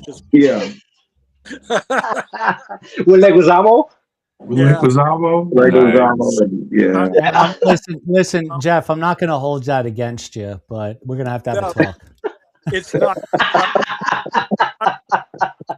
cult following now, and it was the first, as far as it was the Sure. first video game movies, and so There was no game movies. No, there it definitely was a risk at a time when nobody was really buying. So kudos to you for working on it and for them to taking the risk to do it. Yeah. Opened absolutely. the doors for a lot. I mean, yeah, it opened the doors, Yeah. right? It opened the doors. So there's a They lot of looked at things. it and said, we can do better. Yeah. This is the thing. It's like he helped create this history of, like, now that they're turning these video games into film, like, for like I've been like holding it deep inside. Saint just created for Amazon Prime, correct? God of War, one of my favorite games. He created the poster for it. And to see like one of my favorite games that like I am like a die-hard fan of come alive, and then him be a part of it's amazing. But it's come a long way, and if it wasn't for Jeff being a part of the original Super Mario Brothers that we all kind of don't talk about, we wouldn't have none of I'm not gonna God lie. of War. I will watch the original Super Mario Brothers over that shitty CG movie they just came out with. I'm not gonna lie. Listen, I can't complain. It's cute. You gotta love Jack Black for that Peaches song. Listen, it's on my playlist. But like, there's something to be said about now. Jeff, correct me if I'm wrong here, okay? But you did work on the Lost Boys, correct? Mhm. no, not Not that one. No, we were actually, and this is glad you brought this up, because this is a sad project to me. We were actually doing a reboot of Lost Boys for television. And Yeah, that's what I'm talking about. You were going to work on that, no? we started it. And when we first got approached by it, at first I was like, do we really need another Lost Boys? But then when they gave us the script was quite good. Okay. And they changed it up as far as everything. And I love the cast. And it was a couple Frankie Faison was in it, who Frankie and I have done so many films together. And we were having a blast. We actually started shooting it, and everything was going great. And then this little thing happened that you probably remember called COVID, and everything shut down. And so production shut down, and it was never picked back up again. That's a So shame because that was gonna be part of the question I was gonna ask you, because I know, because I do follow your career, and I did see that you were attached to that. Like, how much did that bum you out that you didn't really get to go in? Because I'm a big fan of the original Lost Boys, right? And I would have loved to have seen what you would have done to that, especially with that full frontal makeup and how the original. I wanted to see how they were either going to improve it or like do something different. Like, how much did that bum you out that you didn't really get to touch it like that? It was a shame because we were just getting started. Like I said, we just started shooting and we were just starting to make the stuff, and the teeth were looking beautiful. And I mean, it was a shame. It really was a shame. it is a shame. Because like I said, at first we weren't excited about it because it's like, do we really? But then the scripts came in and the scripts were good. And like I said, they changed it up enough that it was like really interesting and really good. I love the cast and how the stuff was there too.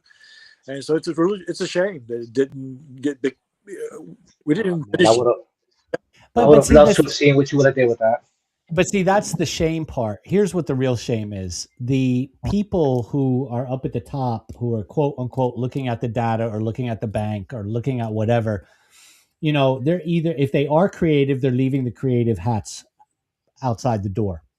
If they're not creative, they're literally doing their job of stifling opportunity and creativity. And that's the sad thing, is because here's Swamp Things, here's Lost Boys, you know what I mean? Which, again, you have this stellar career. Quite frankly, I think like we've missed out, on at least a decade worth of your work with those cancellations. You know what I mean? It's like, what, damn it would have been nice if you didn't retire. Hint, wink. Now,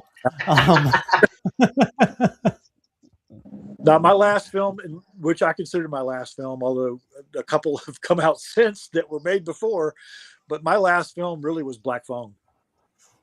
Yeah, Black Phone was a shit, though. I mean, let's just be real here. That was a good film. First one. I didn't do the second. I haven't seen the second one yet. No. I know Don has a question, but after Don gets his question in, I have a really big question for you. Okay, and then we're going to be wrapping it up in like 12 minutes. Right. So it's almost like a pivot from Saint's question.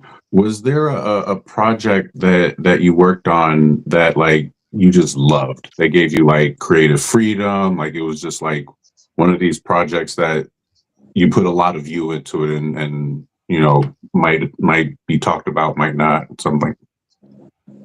I try to put something in. I try to bring something to the table on every project, and I think that's important. And I think more people should do that. You can make suggestions. It doesn't always have to be accepted or used, but you can make suggestions. And 9 times out of 10, when I do, it's in the movie. Like I said, I actually write in films. My favorite, I have 3 films that are my favorites. Blue Velvet is the top because of Lynch, because he did something which you hit on just now. He gave me total freedom to do what I wanted. You don't get that. That's really right.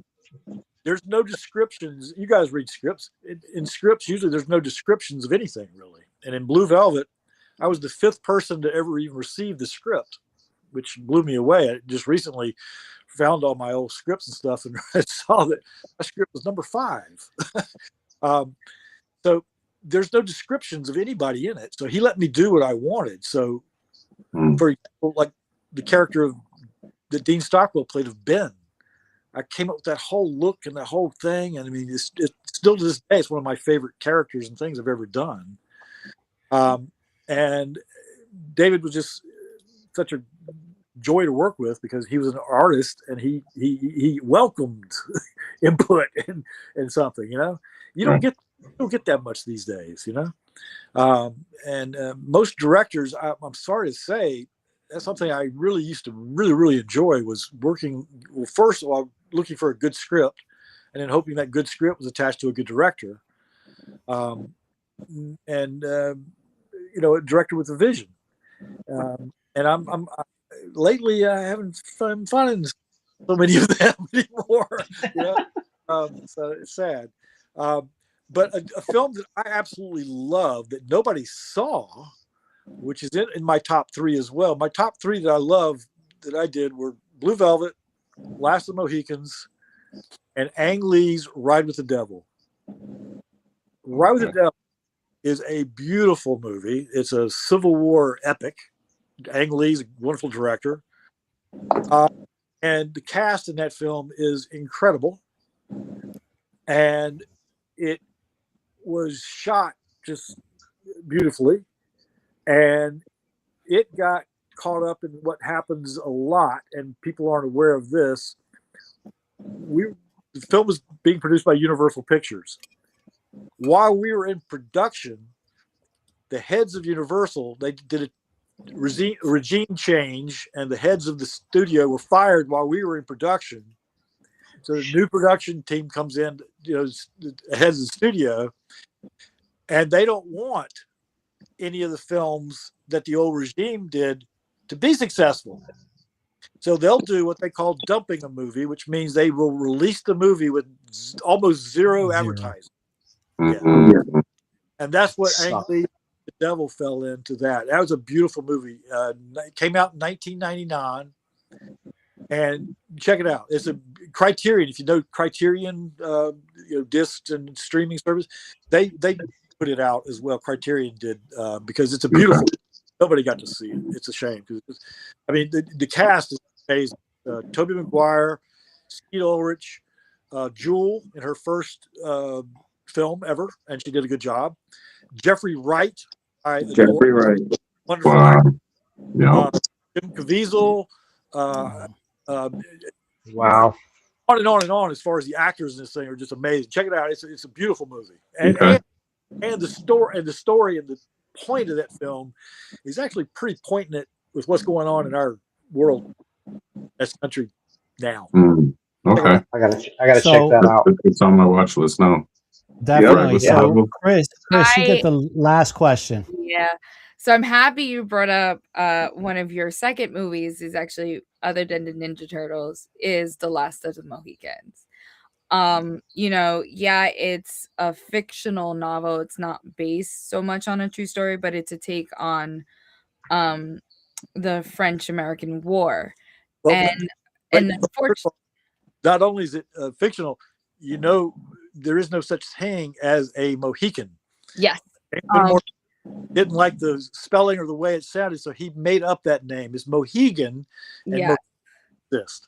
So, but being the times and stuff like that, being of Taino descent, like anything with Native Americans, we rarely got to see movies where they're actually portraying. My question to you about that movie is, what did you love the most helping create such a beautiful film? It was an amazing film. Well, that is a beautiful movie. That's a beast. That was a beast to make. I joke nowadays that, especially a few years back, a friend of mine had me do a whole list of everything I've ever done. And I'd done that before, believe it or not. And then when Joe looked at it, he's like, "My God, you never did Easy." It's like easy. But that was my second film for the director, Michael Mann. My first film with him was Manhunter, which was the original Hannibal Lecter film. It was Red Dragon. And Michael is a great filmmaker, but Michael he's going to ruin your day. He's going to make it as hard as he can. And it's just going to be, but I put up with him because I know the end result is going to be a good movie and worth it. Mohicans was a beast to make. And it's a beautiful movie. Madeline Stowe put me under contract after that one because it was a tough shoot. But it's a beautiful movie. So I can put up with a lot when I know the end result's going to be worth it. Is there like any particular scene that like you loved the most out of it, or you worked like that, like you had to go through the same way you went through with Rambo?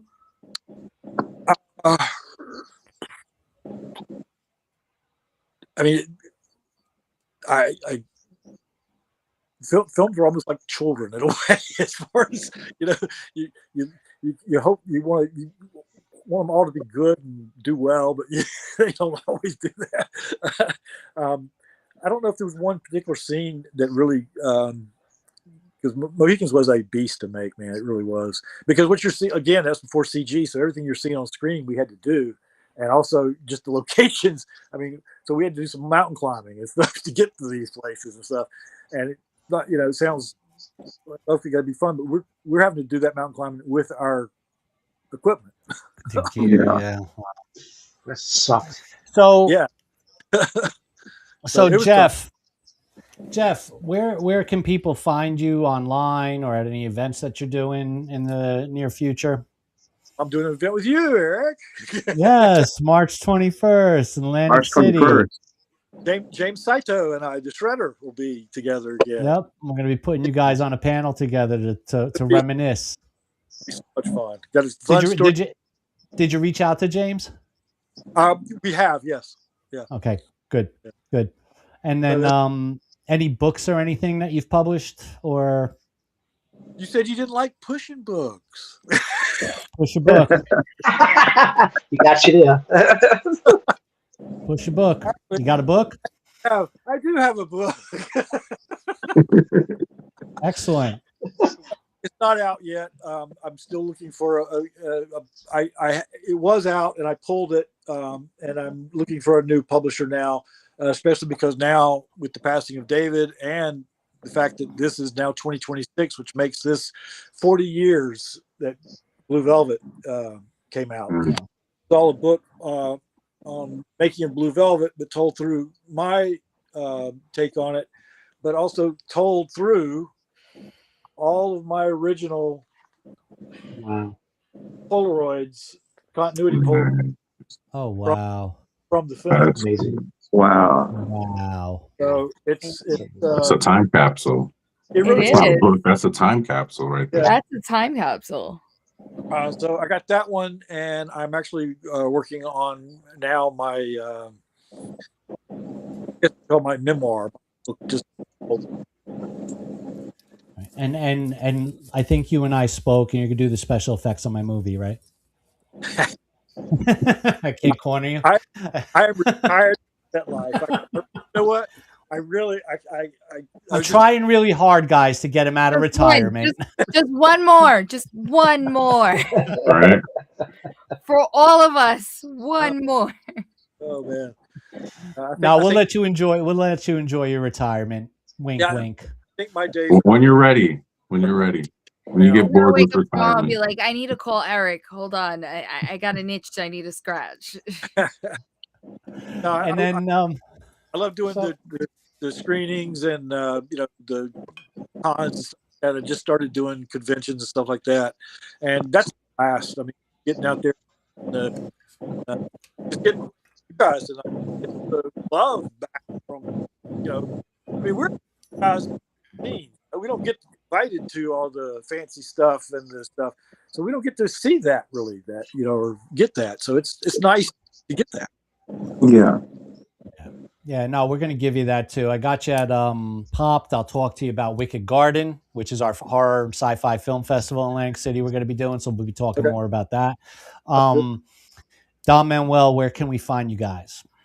You can find us at donmanuelpresents.shop.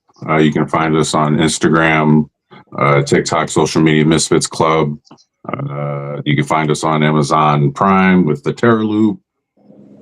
And you can find us at your local convention. We'll be at Popped as well with some of our fellow Misfits. And you'll see us at conventions all across the nation this year. Thanks to Ultimate Wireless, Origins of Play, BB Banks 360. There are sponsors that have gotten us to so many cool conventions and getting us even connected with Eric by plugging us with our burlesquebuffet.com for burlesque productions as well.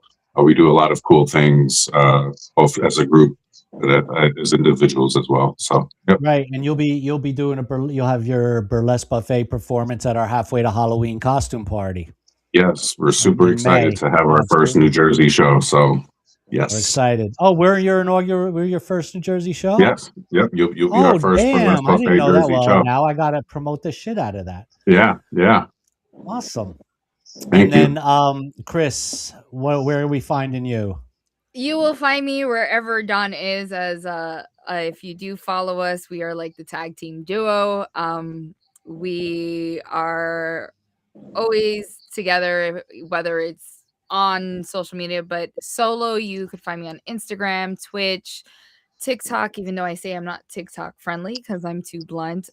My podcast, The Poisonous Daily, which I was actually honored and humbled to hear that you've heard it and you enjoy it, because a lot of people don't like that raw, unapologetic attitude. Other than that, you could also catch me. I'm actually currently Mrs. New York activist, and I'm getting ready for nationals next year. So if I'm not in a crown and banner doing something, I am doing a con and cosplay. I will definitely be paying homage to Jeff and James at Popped. I am so looking forward to that. Other than that, it's Comic-Con, pageants, podcast, and creating whatever type of chaos I can create. So to your podcast, we have a podcast. We did our first, I will call it a pilot season because we were testing the waters. I think we did 10 episodes for our How, Why, What podcast. And it is right up your alley. It's brutal. It's ugly. It's focused on the business community. It's calling them out. It's telling them what pieces of shit they are when they don't do what they're supposed to do. I mean, we're ugly about it. It took us a while to get everybody to be like, okay, we'll accept the syndication on it. So it's out there. It's ugly. It's not YouTube friendly. It's not TikTok friendly. Hence the reason I'm probably still banned on TikTok because, they hate me. I'm kind of like waiting for it. Like every time we go on, like we did a Christmas special for one of her misfits because her birthday's on Christmas. And I said something and did something. And Hot Miss Nessa got a thing that she was supposed to kick somebody out for inappropriate stuff. So I thought it was me. And I was like, oh shit, I did it again. And no, it was Don for playing Christmas music. Wow. So Bob, where can we find you online in the universe? You can find me on all social media platforms at the Black Bob Ross, THA Black Bob Ross. I do a lot of, I'm going to start doing a lot more instructional paintings like the OG Bob Ross soon. And hopefully someday soon you'll see me on the screen as well doing costume design. Fantastic. He's awesome at it. Son of Saint, go ahead. Like, let us know where we're going to find you.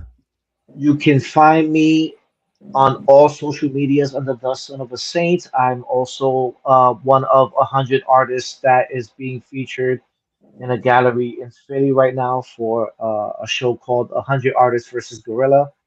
I'm also been invited to do an anniversary art book for A Nightmare on Elm Street. Got a bunch of character concepts for a pilot being called Chronicles. I'm sorry, it's a sci-fi western. I'm doing the concept art for those characters. It's also being turned into a comic book series, so I'll be featured on 2 of those covers. And essentially, pretty much anywhere art is needed, it's like a bat signal. Call for the saint. He Yeah, appears. we're gonna have to make the saint signal. That's it. Yeah, right. Well, I want to thank you guys, for your support to what I'm doing with our event brand. And we don't have an event without you guys. That's the bottom line. Guests like yourself, Jeff, and James, and folks like Steve Barton, and our other guest, Father Evil, we had on today. You guys, I'm going to say it again. I said it at the top of the show. Don Manuel and the Misfits are the epitome of collaborative economy. Yes. I have partners that are expecting to get paid who have not put in as much effort and work and support as these guys have, because they believe in the collaborative economy. They believe in the creative economy. And that is why they're here on this show today, is because I want to be able to take now this show, this content, and then turn it into clips and push these guys out. So I wanted to thank you guys for being here, for your commitment to the community, and for your support. You guys, viewers, anybody looking to find us, it's blackink.events. That's where you're going to find out all our events and everything we have going on this year. Stay tuned with us, follow us, like, subscribe, share. You know the drill. We got some film announcements coming up very soon in the next couple of weeks. We have next week a new event coming online, very exclusive event with April Bousset. And that feedback is killing me. I'll give it to him now because he's a legend. Can't stop the legend. And again, thank you guys for being here tonight. Thank you guys who you guys tuned in.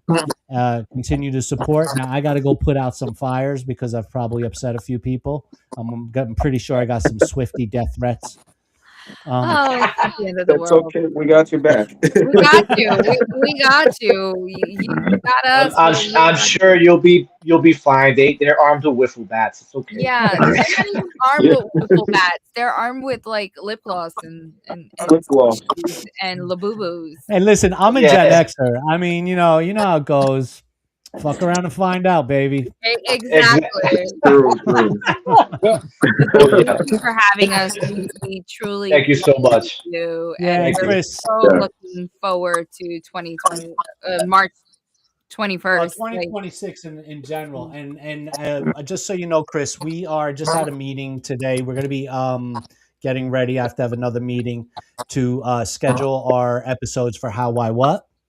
And I want you on as a guest, so to join us. Oh, thank you. And I definitely need to have you on the Poisonous Daily. Like I literally film like either live. I like to do my interviews live, but I pre-record certain episodes, and I do it like twice a month because, like I said, my schedule is very busy. And now with our sponsors, Ultimate Wireless, BB Banks 360, and Origins of Play, we have so many things lined up. Like I would love to do it more, but I can't. And like between the pop event, we have 90s Con, then the pop event. We actually have the Sitsucon the end of the month, and then we have Go Ranger Station in March as well. So it's like 3 cons back to back in a week. Like, so trust me. Absolutely. As soon as you got those dates, let me know, and I'm all there. I even have New York Fashion Week in February. Absolutely. So yeah, and you Ultimate Wireless, Origin Gaming, 360. They will all be BB Banks 360 group. They will all be at several of our events. They're fantastic community supporters. They're our sponsors as well. They're fantastic collaborators. Origin of Play, we are doing at Popped and at Halfway to Halloween. We're actually doing game tournaments. Popped is going to be a retro game tournament, and Halfway to Halloween is going to be a horror game tournament. So I'm really excited because I'm excited for the horror game. I mean, I love the pop retro gaming, but I'm just like, what can you do with a horror game tournament? Right. Oh no, trust me, they're great at what they do. Like me and Don, we actually, I think Don let go a little snippet of what we did at Anime New Jersey for Origins of Play, and like it was actually our actual reaction of reacting what we did when we walked into their setup, and then seeing all the gaming stuff like that, and then like we're gonna be literally, me and Don were like, oh, we're gonna jump on this, film some content, playing a game, and we actually chose Ninja Turtle: The Revenge of Shredder. And we went in and we literally just locked in. And next, it's like 30 minutes later. We said we were going to do like 5-10 minutes, like a quick 30 minutes later that we were just like, you know what? We're just going to go live. And we were there like just locking in. But like the selection of games that they have is beyond amazing. And they have those horror games. You're going to get the Resident Evil and every scary game there was because they're amazing at what they do. Yeah, their catalog is wild. Yeah, and before we jump, I do want to say this: Ultimate Wireless, is actually going to be one of the tech providers on one of the film productions that we're currently working on that I will be One making of an the best. announcement for. So, I'm really proud to have them on board, and I'm Damien's looking amazing. forward to it.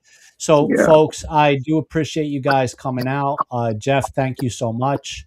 Don, Chris, Bob, Saint, thank you so much for being here. We're going to do this again. We'll probably have you guys come on for the wrestling one as I square that up. And But we know Saint's gonna be like in heaven with that. Like, I'm gonna work on that. I'm not sure when we'll blow that up, but we're gonna figure that out. Got to make a few phone calls.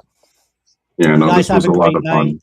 you too. Thank you so for much. Thank you for having us, having and us. we are humbled and honored, and Oh, we're looking Thank you so forward much. to everything. This ain't Thank you. happening without you Thank you. guys, so I'm the one that's honored. You guys have a great night. You Thank too. you. Thank you. Thank you. Good night. We're Thank out you. of here. All right. Night, everybody. Bye, Take care. Jeff. Bye.